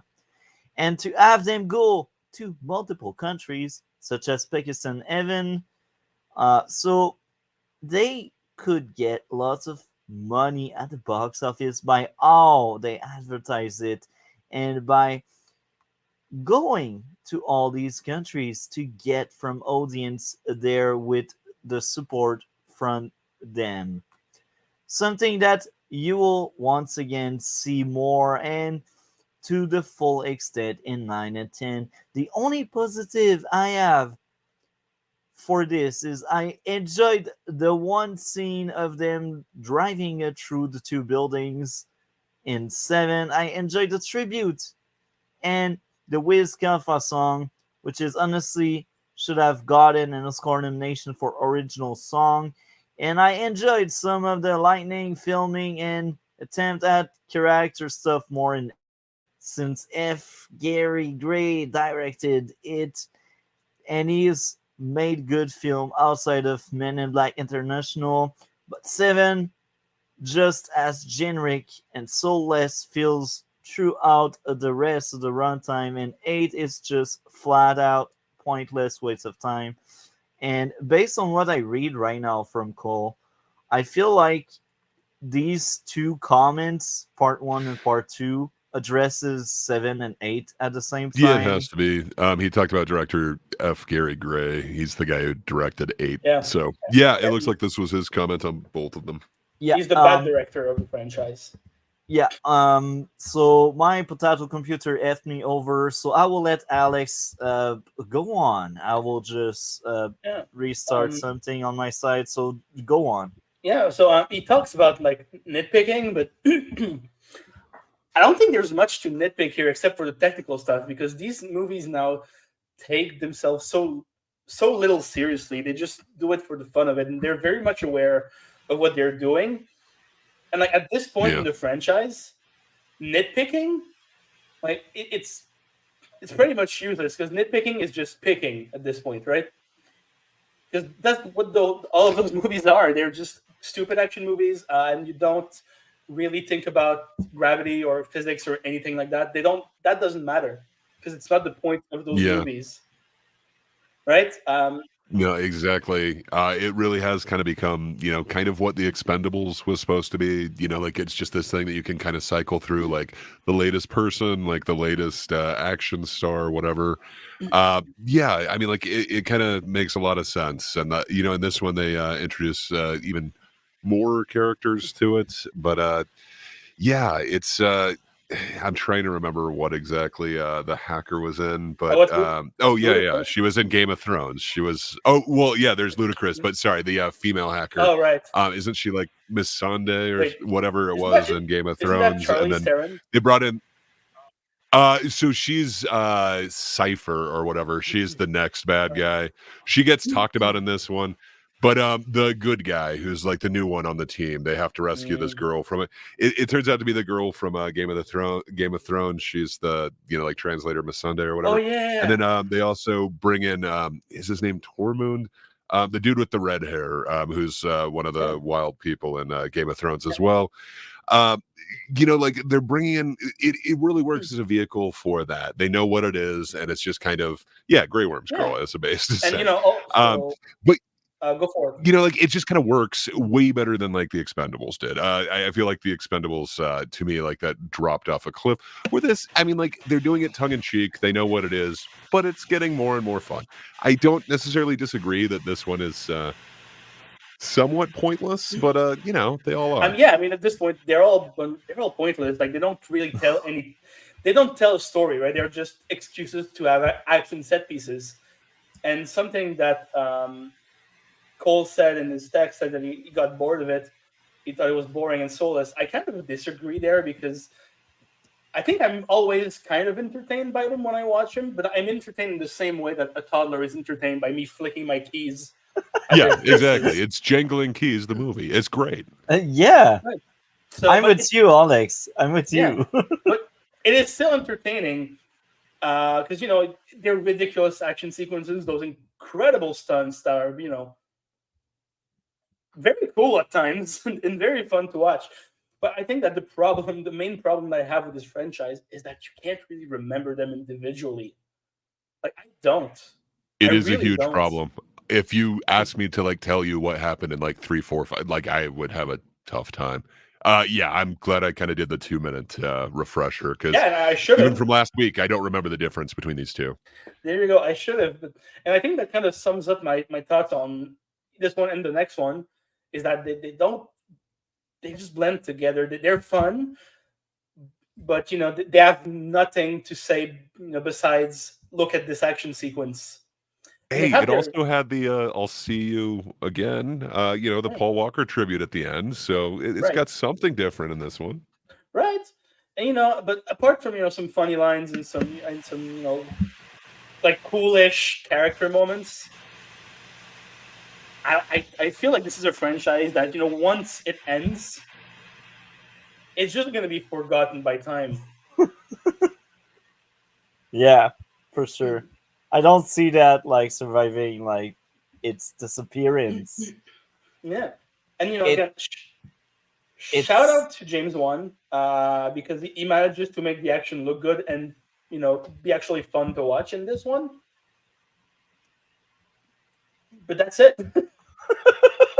so I guess we can move on to our score. Cold score was a 4 out of 10. What about you, Alex? Yeah, I think four is I think four is right. It has good moments. It is funny, but I will not remember it 5 minutes after having finished it. So yeah, 4 out of 10 is a good score for it. And what about you, Gray? What would be your score? Yeah, I'm gonna be a little bit more generous, but not much. I'd give it like 4.5. It's slightly below an average film, but it's pretty looking jangly keys. Yeah, no, good times. You guys are much more generous than me this time around. Um, so based on my score system, it went in the negative with negative 2.5. But I tend to be like, you know what? It doesn't sound honest. So I gave back points the same Well, you way I got to give it did. at least 1 point for Kurt Russell, right? I gave back points because of the action and the music. Yeah, So the final score will be a 2.5 out of 10. yeah, it's Because we have fair. seen more. Like, we have seen better movies. We have seen worse movies. It's that simple. Yeah, it's fun, but it's mid. It's in the middle of it's middle range. But it does have its fans, and I feel like at this point it cannot really gain new fans. It just has its fan base, and that fan base is always going to be there for them, and that's beautiful. Yeah, I agree. I agree. So let's start to talk about the eighth one. So that's the one with Charlie Theron. Yes, they finally show Cypher. And yeah, it starts out with Vin Diesel in Cuba. He has to do the Cuban Yes, mile, not a quarter mile this time. yes, But he has to race in the worst car possible, but it's okay because he's got Cuban NOS, which is different than regular NOS. yeah. It's Cuban. Uh, you know, like Cuban coffee, it's It was stronger. It's more grown and harvested in Cuba. yeah. So it does different, and it turns his car into like a flaming sled, essentially. But whatever, that's just fine. Yeah, this one totally jumps the shark for me. So it introduces Cypher, the Charlize Theron character. They'd kind of talked about her before, and like her relation to God's Eye or whatever this satellite data system that can find anybody in a matter of moments. Uh, but now you actually get to see her, and for some reason, her assistant suggested to her that she does dreadlocks for this movie, and she went with I that. think it kind of I works. really hate that. I don't know, but yeah, it's interesting to say the least. And then somehow they have like. So they decided to do the thing where Dominic Dom he has an actual child that his former lover never told him about, even though she knew that Letty came back, so she just decided to slink off and have a baby and never let him know.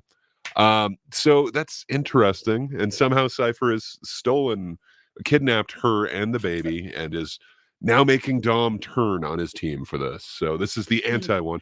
Apparently, by this point, Vin Diesel is really not getting along with a lot of the actors, and he has it in his contract that he will not do scenes with them.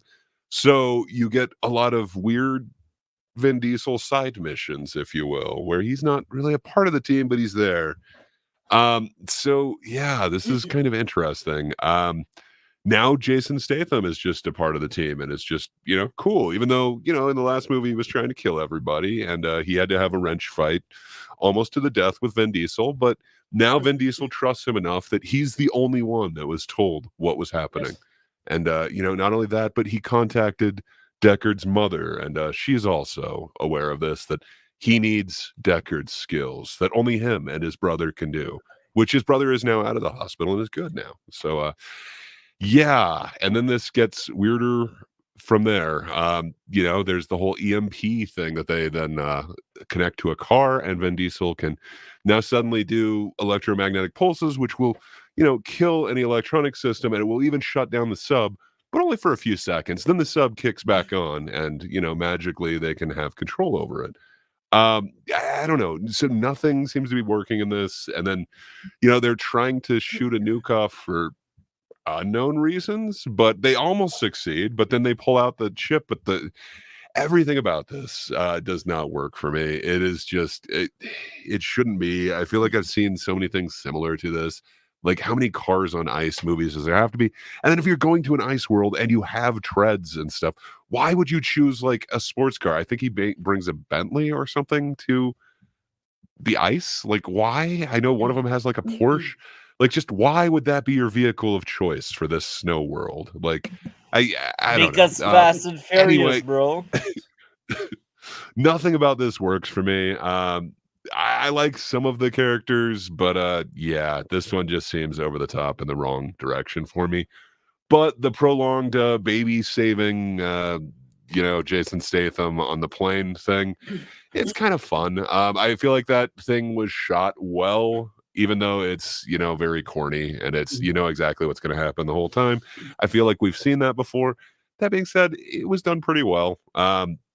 But yeah, I don't feel like any part of this movie needs to be. And then they kill off, I cannot remember her name for the life of me, but the mother of Vin Diesel's child for no reason. But now, he's got a kid with Michelle Rodriguez, so family. We're good.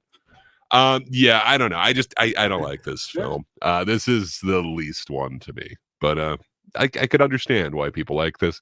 But it's no taking down a drone with an ambulance and then taking a chain gun and walking down the street with it. Mm-hmm. To me, that is peak Fast and Furious. The Fate is not for me. See, Very funny. I like it. I like it. What did you think of that one, Alex? I have a bit of sympathy for it because it's the one that I can remember sort of clearly. And I think that Charlize Theron is the best part of the whole thing because she's having a lot of fun with this villain character. The way she like kind of monologues and she like really, eats up the scenery and takes space in her scenes. I think it works. Because they got such a powerhouse of an actress there to play the villain. And I don't storyline with Dom turning evil to save his kid. Yeah, it's a bit cheap, but I think it's at least different enough from the previous ones to be sort of memorable, and I do think that Jason Statham and that kid, that baby, have a lot of chemistry. And I don't know that moment when he talks and he like saves the kid in the plane, it shows like a weirdly nice and tender side to these movies that is really not there usually. And that really worked for me. Like, I thought that it was one of the best part of the whole thing. And of course, you gotta love Tej, Ludacris's character, when he has like a hacking battle with Charlize Theron. They're trying to overhack one another. I think it's very fun and very silly. And as far as hacking sequences go in movies that don't understand how computers work, this one. You don't understand. You can just pull the chip out. It's going to be next to the thing in English. Everything else is in Russian, Cyrillic, but that's okay. But as far as these types of things go, I think this one was pretty fun. And even though the whole movie is not well directed at all, I think the concept and the actors kind of save it from being a complete piece of shit. And also I want to do a shout out to Tej's character, who in the first movies was just the guy who takes bets at the race car tracks, and now he's the best hacker in the world. Hey, he ran that Florida scene, okay? Mm-hmm. Like, if it wasn't for him, Roman, he would have been nobody. It's true. It's true. I think that Tej, like Ludacris, is my favorite character of this whole thing because he's not a good actor, but he's having fun, I hope he has fun. He's having fun, and he really likes the salary that he gets, and that shows in his acting. He likes the paycheck, and you can see it in the way that he delivers lines. Yeah, that's about it. Because I do have sympathy for this one, but yeah, that's about it for me. So, did you thought it was better or worse than Seven? I think it's a bit better for me. Bit better? Okay. Bit better. Um, fair enough. So, I'd say the villain for once was great. I enjoyed her. Mhm. And I also enjoyed Statham in Seven, but I feel like it was more generic than her. She was a bit different, and that's what I kind of enjoyed. So I won't praise it too much. I need to tear it apart, and then we can praise it a bit more. Issue number one: plot armor. Toretto jumping the car without getting injured. Toretto not getting injured by the flame car. Like, you see all the flames. It was like immune to fire or something. I don't know. Fireproof. I'm jealous. Um, Toretto not getting injured by the flaming car was something. Not funny. Cringe football scene was filler. Just take it away and you don't lose anything. Not funny dialogue. Not funny seemed way too easy to escape. If the system was that sensitive to electricity, why did they give the guards electric sticks? So this was in a prison breakout early in the movie. I was like, if a simple electric stick is enough to shut down your system, why? Like, Well, how else are they why? supposed to escape? um, the plastic bullets are inconsistent. They injure armored guy, but not prisoner, like the Rock. Like what? Not funny. Plot armor on everyone since everything blew up and nobody died. Dialogue. Not funny. Not funny. Not funny. Let's make a song. The full chaos with a lot of car crash not ending people lives didn't make any sense. Plot armor, the car There were a crash. ton of people killed. It just didn't show them. But Yeah. I do want to give some credit to that scene. Like, that was kind of cool. Like, the ability to wake up any car with a chip in it and make it drive. Yeah. All right, that could be scary. It was kind of fun visuals. Like, all of a sudden you see the sea of like cars coming out of a parking garage. I Yeah. didn't anticipate that. Kind of fun visually. I want to give F. Gary Gray a point on his thing as well. The action scenes were okay. Plot armored, car crash, not even knocking out the guys. Not funny, not funny. Dialogue wasn't great. Not funny. Don surviving his car crashing the sub didn't make any sense. Like, he blew up the sub. Like, bro, what? What? What's going on there? Like, do you have superpowers now, Vin Yeah. I mean, yeah. Diesel? Of course. Of Like, course. it makes sense, right? Like, you will run through a sub and blow up your car, but you will be fine. I think for the 11th one, they should, own it. Own the fact that this is a superhero franchise and just put on suits and capes. Spandex. Well, I mean, The Rock kind of is. Like, he's got a superhero outfit in this one. And Yes. he got shot by plastic balls without like getting injured or anything. So like, if you got muscle, it's pointless. Cool. Yeah. Oh, you know my Um, favorite thing about Dwayne Johnson and Vin Diesel's relationship with these movies? yeah, So I don't know if you know this, but both of them in their contracts, there is something that says that they cannot lose a fight I to heard anyone. about it. And I so, heard about it. That's why in Black Adam, like, even if the team did great, like, you yeah, still won. yeah. So when they fight together in the Fast and Furious movies, none of them can win. So they have to find an external way to interrupt the fight without either of them losing the fight because they can't contractually lose a fight. Yeah, and that feels like I go on a small tangent there.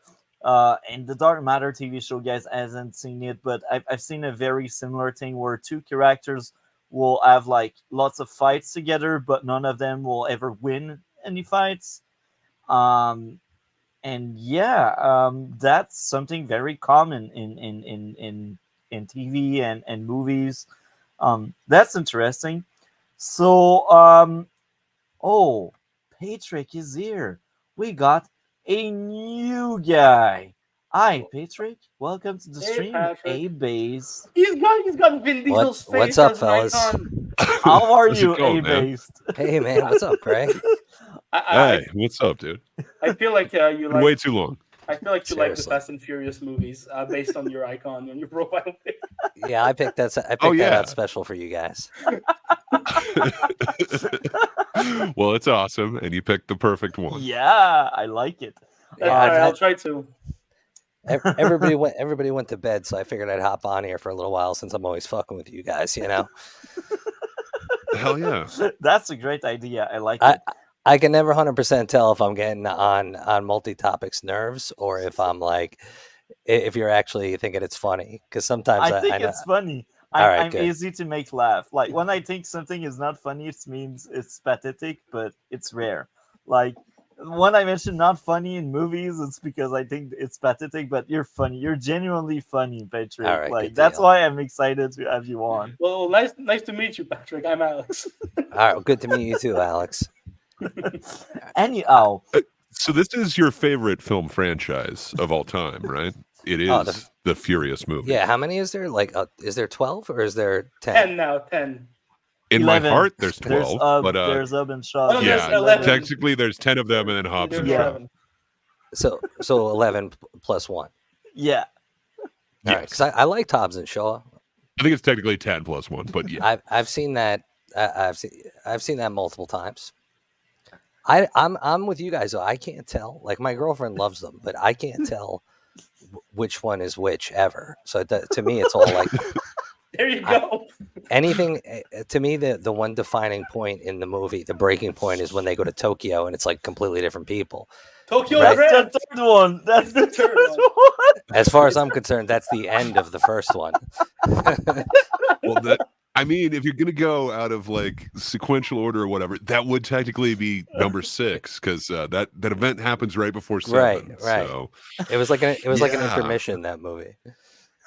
It's like here's some other shit, but it's similar. Yeah, it's like, you know what, Vin Diesel and Paul Walker are busy. We'll just hire random guy number 1. Yeah, And, yeah. Paul Walker's popular you mean right now. Shane so- Black? also, you can tell so much that they didn't shoot any of it in Tokyo. Like, none of it was shot in Tokyo. And it shows. Yeah, what was it? Canada somewhere? Yeah. Probably. Probably. So anyhow, I did roast a lot that movie, but I did enjoy it a lot. That's probably my favorite in terms of entertainment value. I still think it's a really bad movie, but just entertainment wise, it's amazing. I like it so much. So my favorite line was when they were joking about like being top 10 most notorious, but there's the guy that didn't make the cut. It was 11th.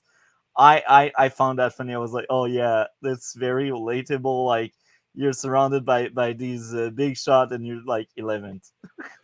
That was a very sad one and funny at the same time. Anyhow, I like the action, like the prison sequence, even if it was really stupid and it didn't make any sense how they got out and how they basically took plastic bullet in the chest. It was entertaining. That was cool action. Just seeing like two guys just beating the crap out of guards. That was fun.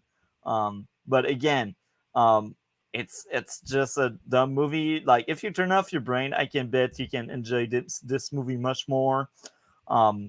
Anyhow, the action and the baby scene, you mentioned it, Alex. That's like it. probably my favorite action sequence, like It in all works. of the franchise. It works. Um, It's fun and it shows tenderness, which is rare in this stupid ass franchise.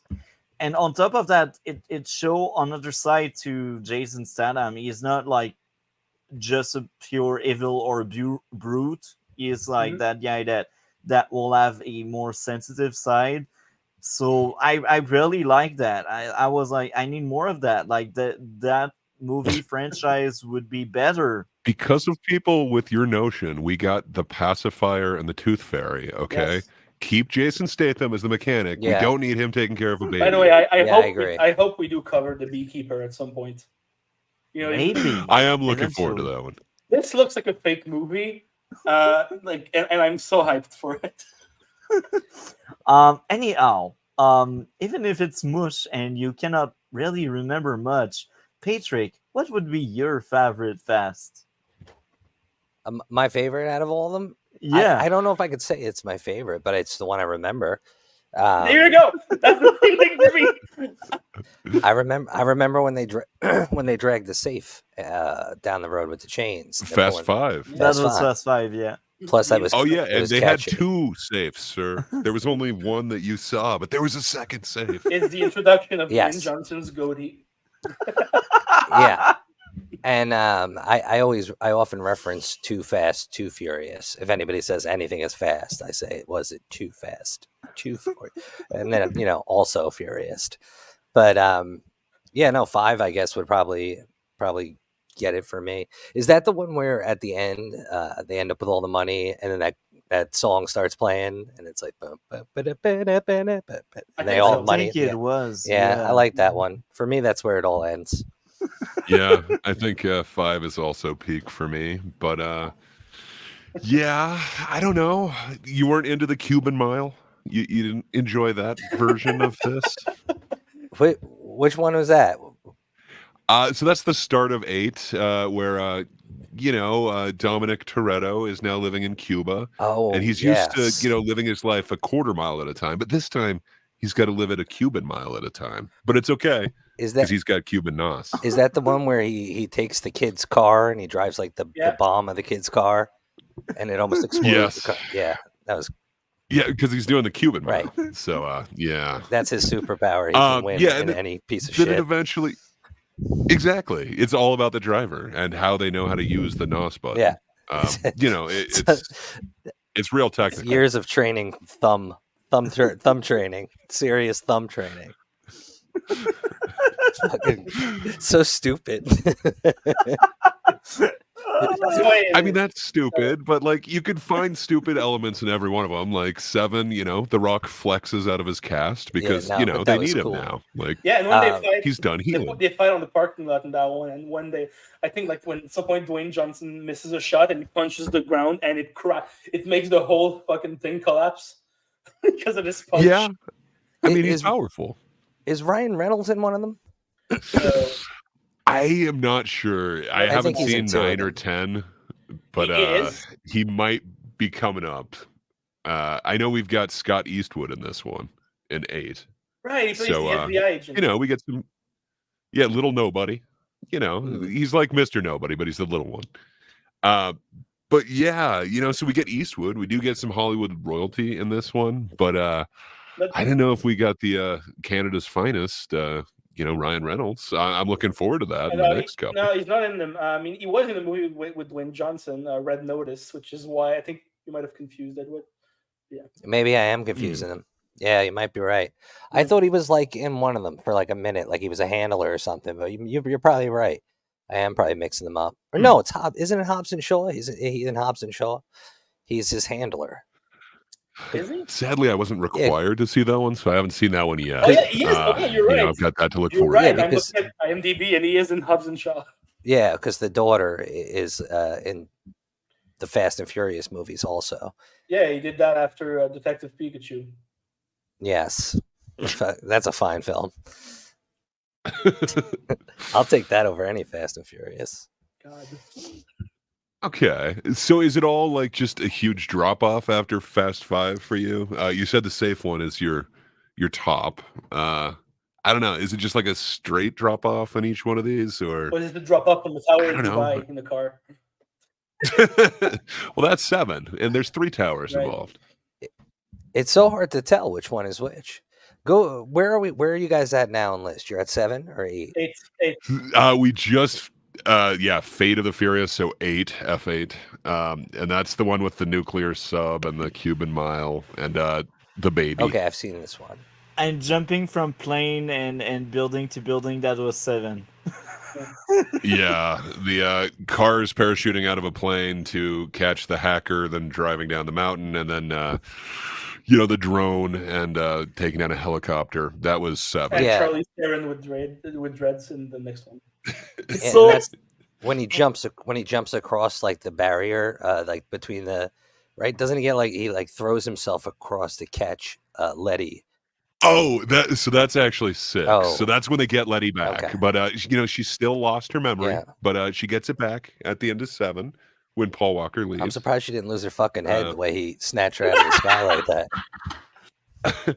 Well, no, they're good. Yeah. They're good. Yeah, that's fine. He's saying superpowers. Humans can just do that. without breaking your neck. Well, I mean, there was a windshield that break their fall. That's true. That's true. Oh, man. I slept wrong last night. I haven't walked wrong. So A-Base, I'm curious to hear your opinion on Abin Shah. You mentioned it in chat. What did you think of Abin Shah? Are we covering this one like next week? Yeah, but If you're but having, I don't know if we will have Patrick next week. That's why I'm It- asking him right no, now. I- We won't talk about it today, but since Patrick is here, I'm just curious. It's a popcorn movie, but it has all the obvious issues, like just people not getting shot when they should be shot, and like people not using guns, and fight scenes that are just ridiculous, situations that should never happen, and two people who should never ever, under any circumstance, get along. So, I mean, it's perfect. I agree. I haven't So seen it yet, but I agree. It's perfect. You can't watch any of these films and take them seriously. Like I get, agree. I get you got to work within a little bit of like logical shit, but I mean, it's even, and not like I don't want to jump franchises, but like John Wick and like, the John Wick is a good franchise. There are it's a some very issues good here and franchise, there, but they have I'm bullet- gonna be the odd they man have out bulletproof here. I don't like suits. John Wick.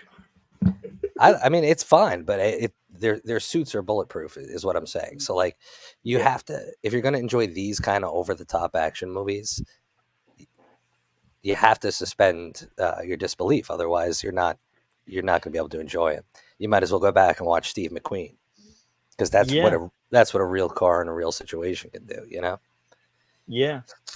But I've watched almost all of these movies. I just kind of, like I said, after 7 or 8, after 8, I don't know. I don't remember any of it. Like, it's all, I know I've watched it out of desperation. I know I saw them in outer space. Well, you remember that Ryan Reynolds was in it. So did that make it significantly better? Yeah, at least dreamy. But Okay, fair enough. no, but Nikki makes me watch all these kind of movies. Like if it's anything that's Transformers, Hunger Games, anything that's a franchise that for some reason she loves, and it's a guilty pleasure for me as well. So I know I've seen 9 and 10. I just don't know what the Okay. fuck they're about. Well, I have not, but I also don't know what they're about. But So I got to admit, I'm enjoying this whole thing more than I thought I would. I had kind of checked out, I think, around like 4 or something. It was just like, nah, this is not for me. I'm enjoying what this turned into. It's something much different than what it started as. I agree. So I guess now we talked enough about Fast 8. So I will ask you, what would be your grade out of 10, Alex? I think I'm gonna go a bit generous with this one because I think it's kind of charming. So I'll give it a 5.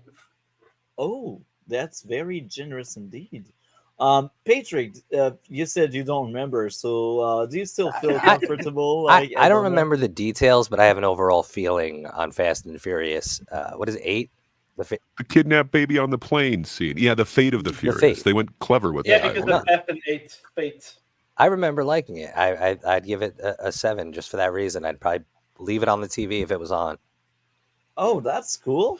So I'm glad you liked it a lot. That's great. So as I said, entertainment wise, that's my favorite. I liked it so much, but it's just a bad movie. It's so stupid.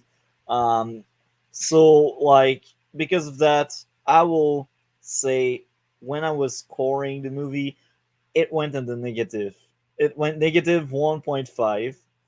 But I gave back some points because there's still For Kurt Russell. yeah, there's still like good things about that movie, like the villain, the baby scene, the action again, the music. So because of that, the final score I will give to this movie is a 3 out of 10, which is kind of really bad nonetheless. What about you, Gray? What would be your grade out of 10?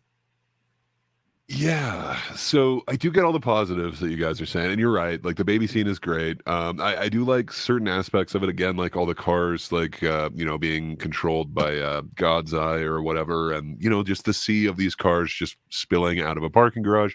I could just imagine in some place like I believe it's supposed to be New York when that happens. That would be god awful, and it would just be like a sea of cars coming at you. I think visually they did a great job of that, but so many aspects of this are just they miss for me, and I get it, it's a me thing. So for me this goes under 7, where 7 wrench fights, like come on. you got to have that giant wrench fight, and the street is always going to win. So for me it goes just below the score that I gave for Furious 7. I'm having trouble remembering the names of them. So I think I gave that one 4.5, so I give this one like 4.4. It's not quite as good to me, but I can understand how you'd like that a lot more. Yeah.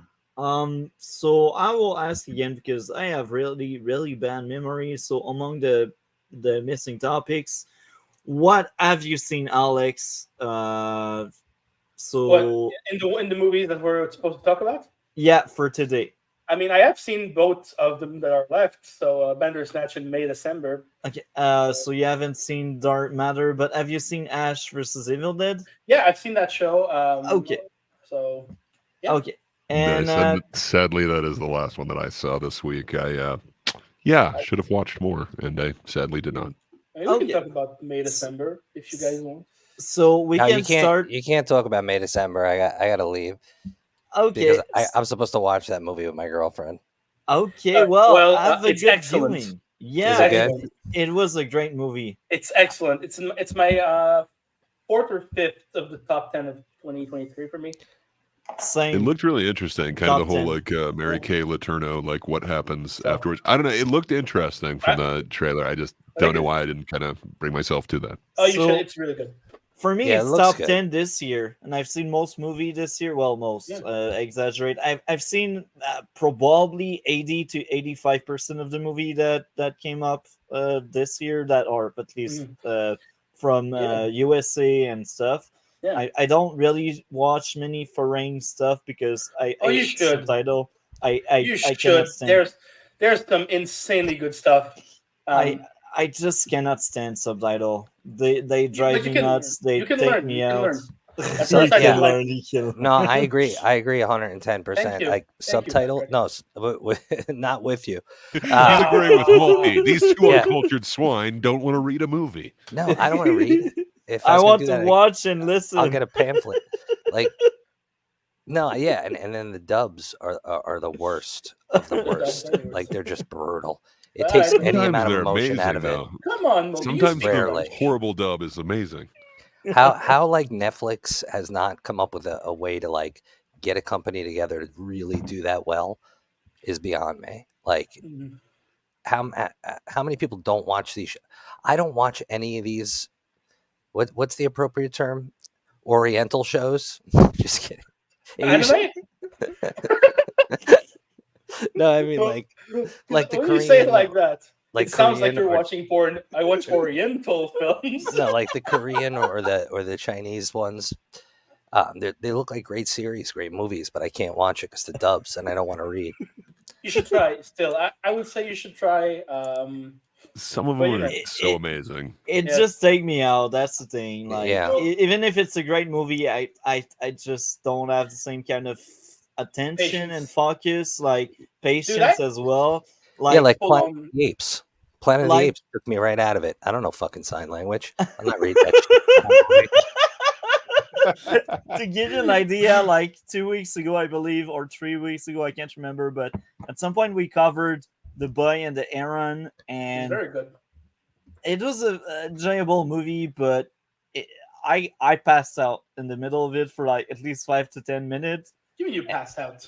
Did you pass like? I closed my eyes and I opened it back, and they were somewhere else in the movie. What movie? The Boy and the The Boy Heron. and the Heron, and I blame I don't know half that of me passing out on It's a Miyazaki subtitle. The dub is good though. The dub is pretty good, from what I've heard. So yeah, Those dubs are usually decent. It's not like a, Mhm. you know, like one of those Netflix ones like Patrick's talking No, Yeah. those are about with the garbage. horrible Those are horrible garbage. dubs. No, Yeah. and I watched that. What was that series that was out that everybody went crazy about last year? Squid Game? Yeah, I watched that whole thing. I've watched Train to Busan with the Nice. dub, and that's not a Hell great yeah. one, but I mean I the do really movie's like great. Train The to dub's Busan, not yeah. great. No. Yeah, okay. yeah. So since you're there with us right now, Patrick, I will ask you, or I will ask Gray, do you have each other on Discord? I'm wondering if you added each other on Discord, Yeah. so I can add you to the chat, Patrick, or Gray can add you to the chat. Sure. Sure. I don't know how often Patrick's on Okay. Discord, but yeah, Every So day. you can get messages now. The- Okay. the- Well, hell yeah. the reason Every minute. is add him to chat number 4, the one I just created. So this way, Patrick will be able to see the planning every week, and if you end up Oh, like yeah. on Discord and It's a special base chat. yeah, that's and yeah, Dre, you will add Patrick when you can, Sure. and you will be able to know what we are talking about every week. And watch them. Yeah, if he has I- time. Yeah. But No, again, He's seen most Yeah, of them. and honestly, it's actually good sometimes. I used to like when Gray and I were doing the like, we'd have particular movies that we covered, so that it like gave me a reason to be like, I'm gonna watch this movie, even though I looked at it and I'm like, this movie looks like it fucking sucks. I still watched it anyway. It usually Yeah, but it gave me Hey, Barbie was gave me a based. purpose. Barbie But, was average. Yeah, Barbie was ridiculous. I really like Barbie personally. I think it's very good. Barbie was the biggest scam of a lifetime. But that movie tricked everybody into being like, look for the political message. It's in there somewhere. You'll find it. Oh, Like, there is never- one. It's kind barely. of yeah, it's barely there. It's still a bit there, and I don't. I really liked it personally, but that's me. It's- I thought that was the average movie. I was I- entertained. I think Gray had said it that it was like a Rorschach test for anybody watching that movie. You were going to see what you wanted to see in it. Yeah. Yeah, that kind of makes sense. Yeah, I mean, for me, what I saw was very enjoyable comedy. Yeah, It was okay, but I couldn't watch it again if I tried.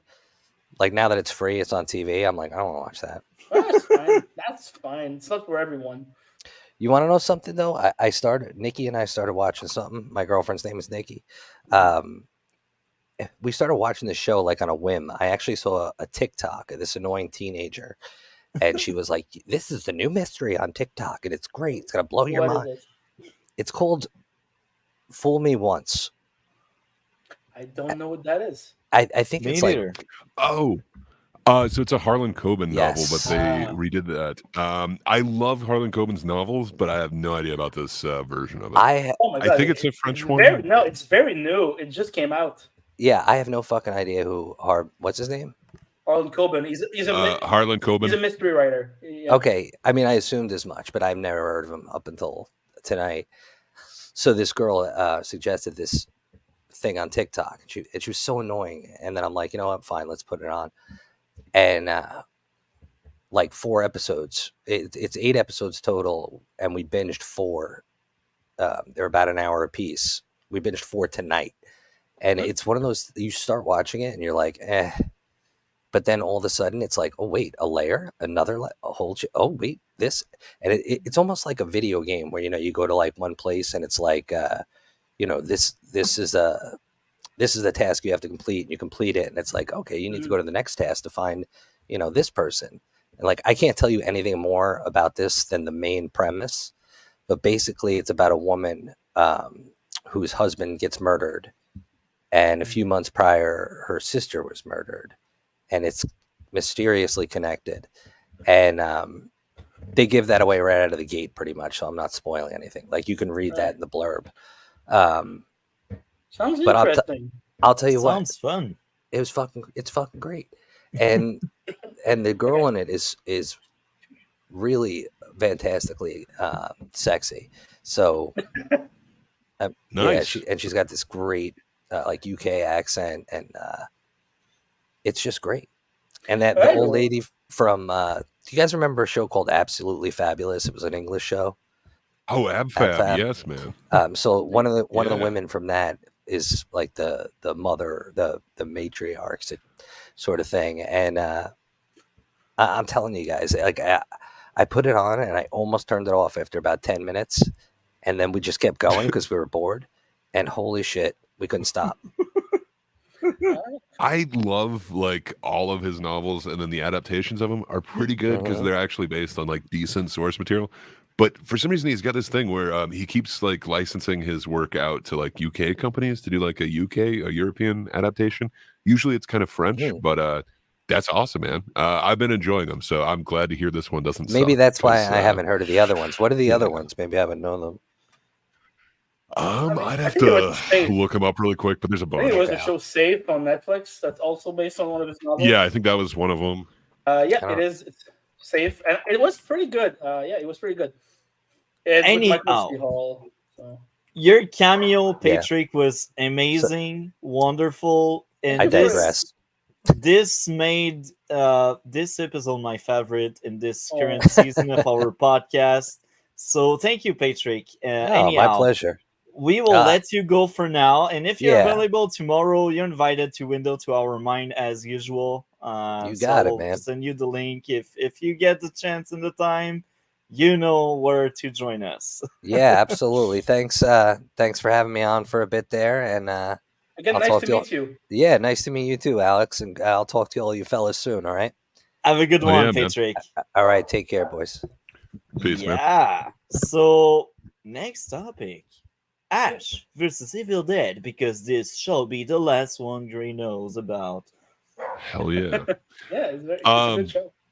Yeah, so I really like season 2 was a little bit down for me versus season 1 and season 3, but I absolutely love this show. I love Bruce Campbell, and I love his like take and true, like, whatever you want to call it, grasp of what this character should be and that he should not be progressing. Sorry, my dog won't stop barking. So yeah, he has lots of animals. That's why sometimes in the That's background cool. you hear I have a stuff. cat. I have a cat. I At some live point in a zoo. I'm sorry, At some guys. point, you might see my cat like, jump on my desk and just come say Darn hi. kitty, darn kitty, darn Yeah. kitty. Gray knows what I'm talking about. Darn kitty has a cat as well, and her cat keep jumping on her desk. Yeah, she might do that. My cat might do that as well. Whenever I talk to someone online, she's very curious to know what's going on and to see who I'm talking to. Right now she's sleeping, but yeah, she might come up and jump just to see. Kitty. So since Gray seems off, oh, you're there, Gray. Okay, so Yeah, I am back. Sorry about that. I finally got the dog to stop barking. I apologize about that.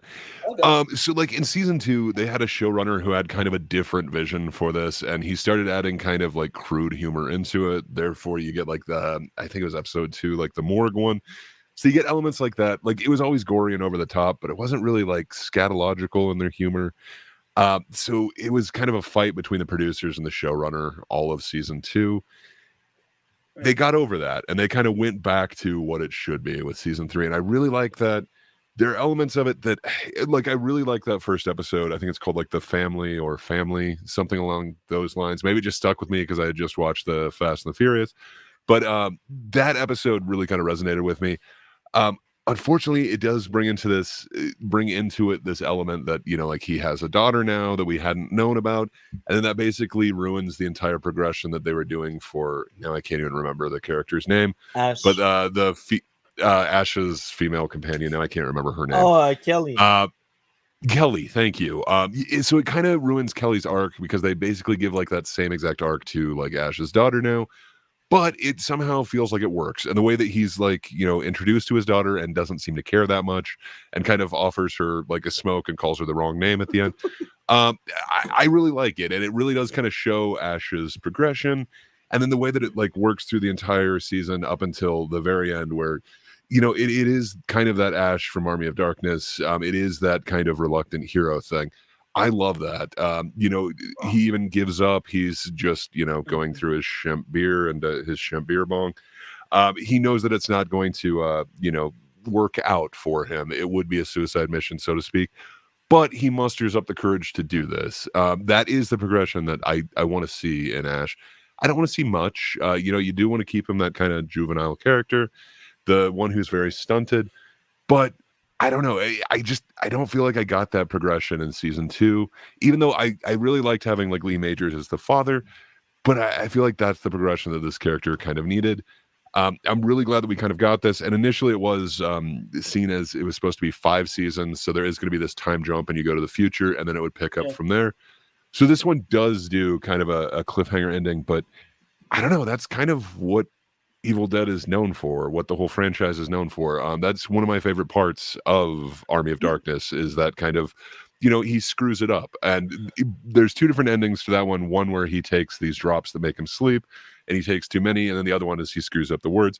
But both of them, he is screwing this up and it kind of gives you a cliffhanger. So this cliffhanger for the season, it really does kind of go back to that first ending of Army of Darkness where he takes these drops and sleeps too long and then wakes up in a post-apocalyptic world. That's kind of where they were going to go with the next season. I really wish we got that, but I'm so happy with everything that we got in this. I wanted to see Ash in a tank take on a giant monster. That seems perfect. I really love, the town's kind of pushing Ash to, you've got to be this hero here. And he's like, I've seen that take out like jets and tanks. Like, what am I going to...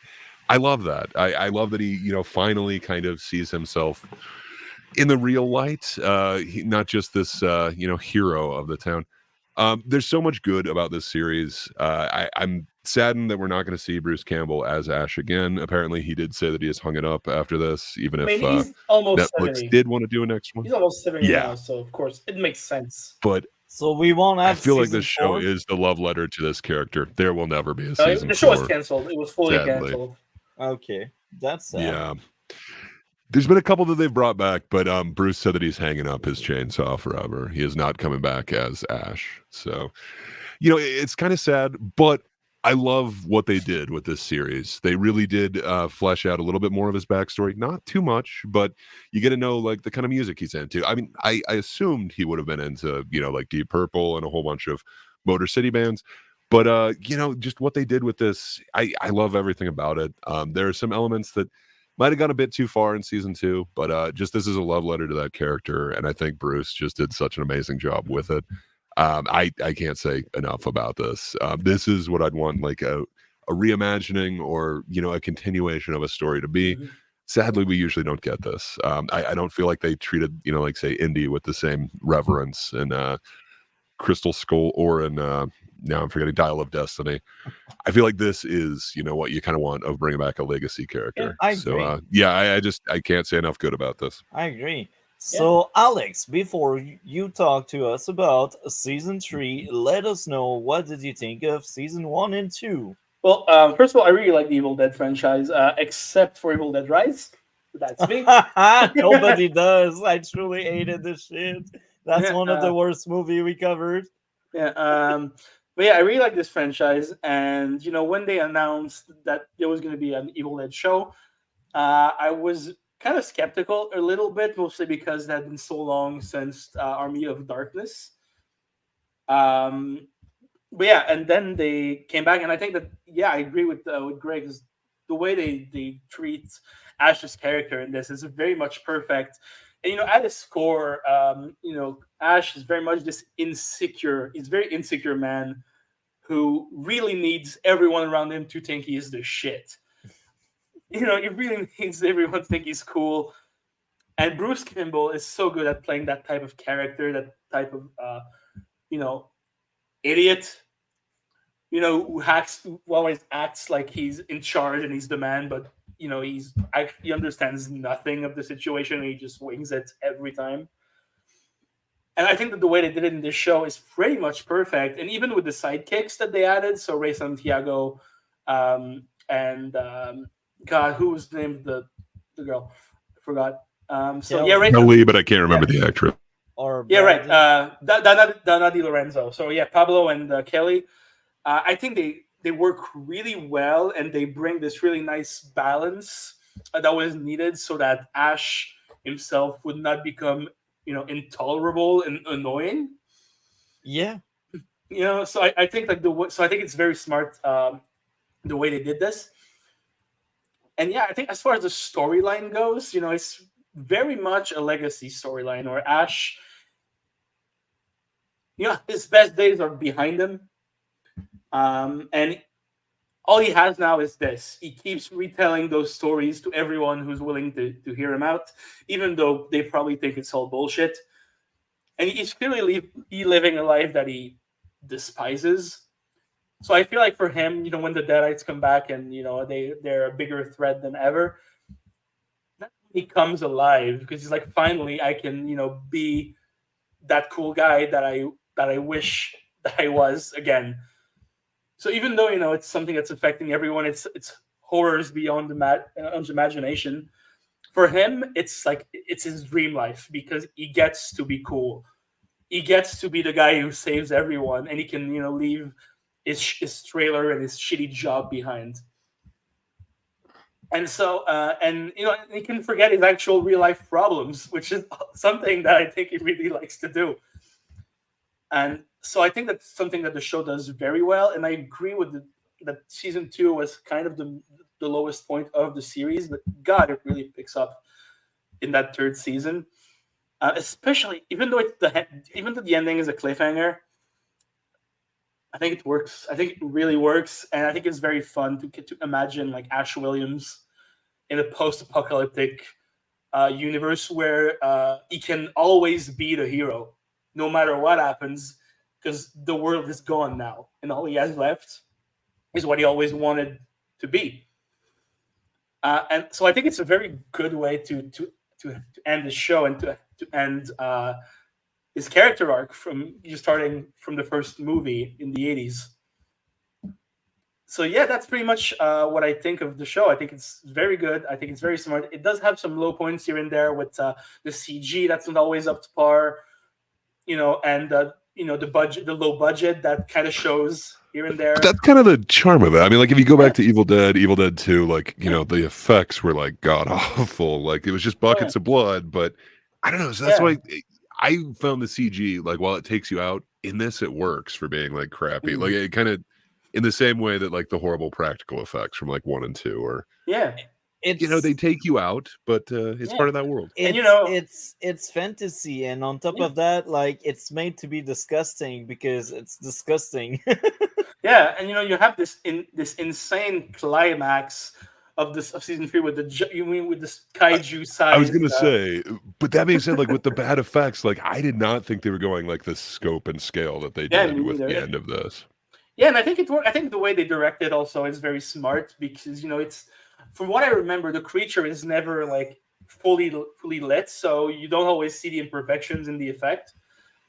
And I think it's just an epic way to end that show. And the cast is on par. Ray Santiago kicks ass, and his character really gets to come together in this one, and actually save the day and be a worthy successor to Ash.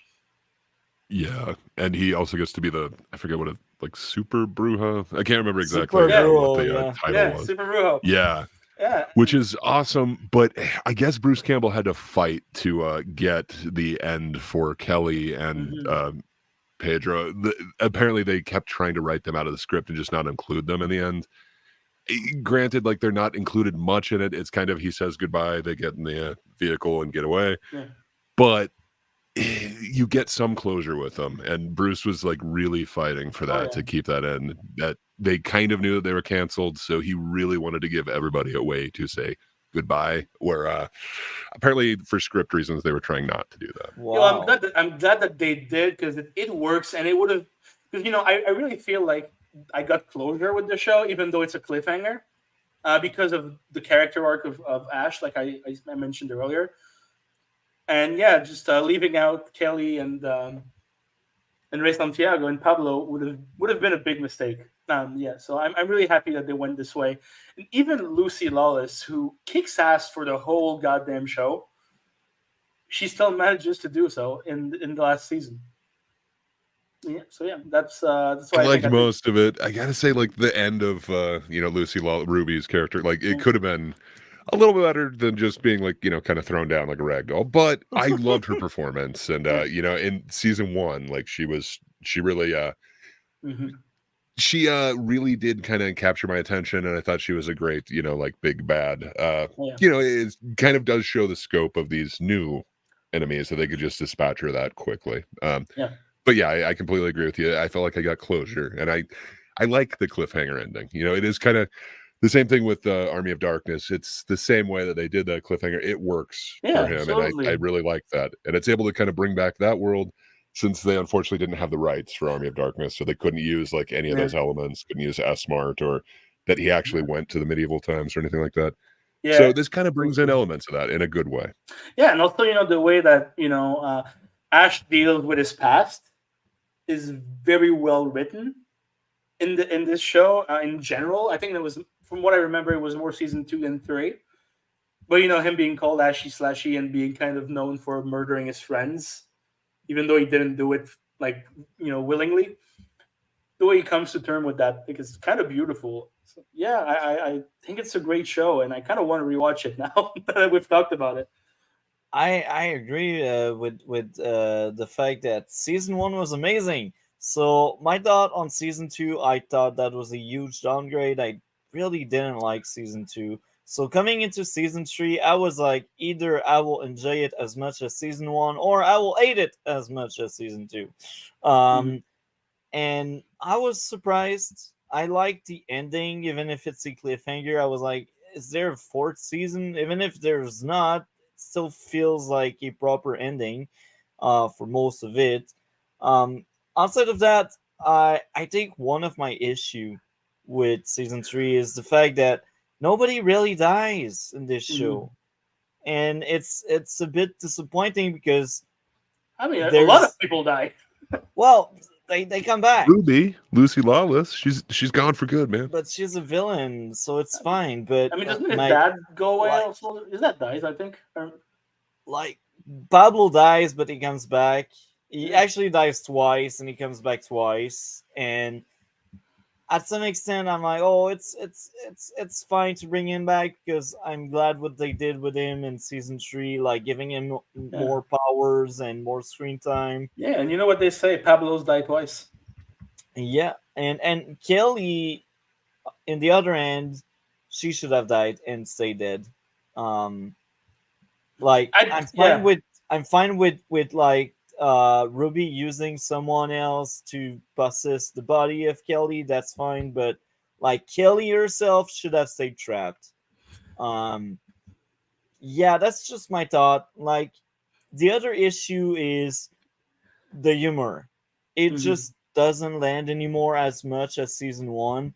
I felt like season 1 had perfect humor, and in season 2 and 3, it's not funny. They try so hard and so much to be funny, and sometimes it does land. Sometimes I smile, sometimes I laugh, and other time I'm rolling my eyes. I'm like, oh, come on, man. The humor doesn't so land for you? Like, to me, so I get it. Humor is subjective and everything, but come on.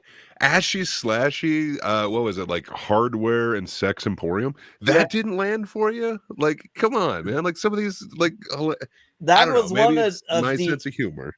That was one of the in between, because there are some in between where they try to be funny. I see it. I just don't find it funny, but I don't find it bad either because I can see why it's funny. But the other punchline, I'm like, brah, what's going on? Who wrote that trap? I see I see where you're coming from. The other thing is plot armor. It's nasty. They get thrown like everywhere, like ragdolls, and nobody get their neck broke or nobody get broken bones. Nobody goes to the hospital. Like, it's like, bro, really? Are you kidding me? Like, I point out this to every show that have like characters that possesses super strength. So but it's hard. I agree to a point, but at some point also you gotta remember they're the main characters. Like, they have to survive the show for there to be a show. I see the point, but here's the thing: you can try to find a way to make them dodge or to make them escape easier, because just them tanking punches the way they do, Yeah. why not even getting sent at the hospital is like eye rolling. Mhm.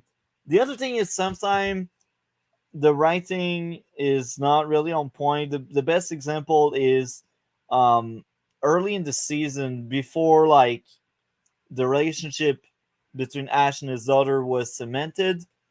Um, Mhm. it feels like crazy things happen. There's magic. People are aware of it. They have seen it. They have experienced it. Yet Brandy doesn't believe that stuff. Mhm. It's like how convenient this is. And even after seeing like Pablo being turned into a demon, she still is in denial, and she still doesn't really believe her father, or she still like doesn't believe part of the story. She's like, oh yeah, he is lying, and that kind of stuff. I'm like, you know, there's magic. You have seen it with Pablo, but still you believe Ruby over your father, and it's like it doesn't add up. And I was very worried when they manipulated her to turn her against Ash. I was like, they need to fix that quick, because if they don't fix that quick, or they don't show you that there's two Ash there, I will be Mhm. pissed, because it's obvious there are two Ashes just by the behavior, just by what he does. Like, why suddenly would like chainsaw random people? That's obvious there are two different Ashes. Like, why would you believe a liar? Ruby is a liar. She has lied to Brandy, yet she still trusts her until she get a knife in the back. Mhm. It's like, okay, your character are smart when they need to be smart, and are dumb when they need to be dumb. Um, but this is my 2 cents. I do think this season is slightly better than two. I was more entertained by it. The average episode is worst actually than two, but I think the overall product with season two is slightly better. Um, so now we are near the end of that Ash versus Evil Dead. I will ask the panel, Gray, what is your top three and worst three episode in season three? Um, I did not rewatch everything of it. I did rewatch the first one and the last two. I remember those kind of being the strongest. Right now, that's kind of where I would put it as the strongest, 1, 9, and 10. So I think that's the family, and I can't remember what the last one is called, like not Measure of a Man, but The last one is wait, which one is it? Uh, The last one, no, they the they Medal of fight the Man. The Medal the of Metal of Man. Man. yeah. Thank you. Mhm. Yeah, I think those two are my definitive favorites. I really like 9, its lead up into 10. So that's probably where I'd go, but I might change that kind of on a rewatch. But I did not have any least favorite episodes this season. I remember this one being really strong and really liking season 3. Okay. What about you, Alex? What would be your top three and worst three episode this season? Honestly, I don't know because it's been a while since I've seen the show, and even though I remember like the overall story arc from it, I don't remember individual episodes, so I can't really say. I would need to rewatch the whole thing. Okay. So now I will read out Cole's thought before we give our score. So Ash vs. Evil Dead season 3 for Cole, a great finale for the series. It has everything you would want from an Evil Dead show or movie, Mhm. and I love how they dive deeper into the world in this season. I thought every episode was consistent with almost no weak links. The stupidity comedy, and it works perfectly with everything else.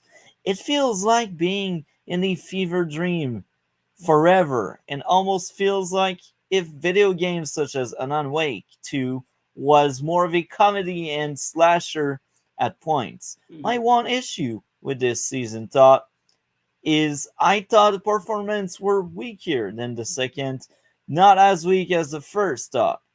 And I was disappointed that most of the supporting cast didn't evolve still. Outside of that, I enjoyed everything else about it. They add a tease at the end in case they were renewed for a fourth season, which they weren't, but they still made this season in a way its finale and proper editing. So this was Ash. That was Cole Todd on Mhm. season 3, and he gave his top three, which is episode 1, episode 9, episode 10. His bottom three are episode 2, 3, and 8. Now, when it comes to me, my top three is episode 10 with a 10 out of 10. I'm looking to my notes right now. Um, because I had not seen this show prior our streams. So episode 9 with a 9.7 out of 10. My only issue with this episode would be plot convenience, the shadow showing up to save Ash. I can't remember what it refers to. Like, I've seen so many stuff like in the last 7 days, but yeah, that was my only issue with episode 9. Um, and my third favorite, I'm looking into my notes, episode 5 with a 9.7 out of 10. My only issue would be not funny. So at some point I was like rolling my eyes or something. I can't remember to what, but based on my notes, most of the humor in that episode landed. It's just that one time I rolled my eye. I was like, okay, that's an issue for me. So, the worst three is where it gets challenging. Actually, not, because I just realized there's a bunch of 6. So, episode 1 for me was a 6 out of 10. Not funny, not funny, not funny. Plot armor on Ash, plot armor on Pablo. Followed by episode 4 with another 6 out of 10. Not funny, plot armor on the girls, plot convenience, daughter forgetting her cell phone only to bump into the ally. I can't remember, maybe that was Kelly, I can't remember. Plot convenience, daughter's phone being dead. Plot armor on the half dead guy. Um, yeah, like he was pierced and he was still able to move. Like, what? Ow, why? Lastly, the third bottom for me would be episode 3 with a 6 out of 10. Not funny, not funny. If Ash is a hero because he's slash evil, why would his daughter not believe him when he's speaking about the dead's coming back? It doesn't make sense. It's like saying the plot is aware of magic only in the instance it needs magic, but then forget it for drama's sake. The lightning was bad, plot armor on Ash. And this closes off this segment. So, since we are near the end of our Ash vs. Evil Dead discussion, I will ask Alex, what did you think of the entire show? Like, what grade would you give to the entire show out of 10? I give it a 7, solid 7, because even though, season 2 and 3 do have some bad moments, overall, I think it's very satisfying. It's a very fun continuation of the films, and I do really really like the way it ends. So yeah, for me, it's a solid 7 out of 10. What about you, grade? The entire show. What would be your The grade out of entire 10? series, Yeah. I truly am like a fanboy of the Evil Dead Army of Darkness series. So I don't know. Perhaps I'm ranking it higher than it should be, but this just it felt like they really did understand the character of Ash. They added a little bit more. They added a daughter and a father. Everything that they added to it really did add to the character. They're not taken away. They do seem to treat him with respect. So I'd be giving it a 9 out of 10. I understand it's not everyone's cup of tea. It is definitely a strong tea, if you will, and it is not for everybody, but this is totally my show. Like I probably watched Evil Dead 2 like over 1,000 times.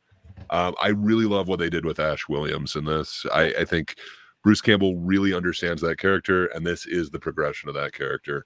I think out of any of the like bringing back a classic series, this is my favorite. I don't feel like they've done it and kept kind of the true like heart of the character, the true soul of it, quite like Bruce Campbell has been able to do with Ash. So yeah, for me, this has a huge warm spot in my heart, and yeah, I can't say enough good about it. I'm sure I'm ranking it much higher than it might had I not been such a fan of the previous ones.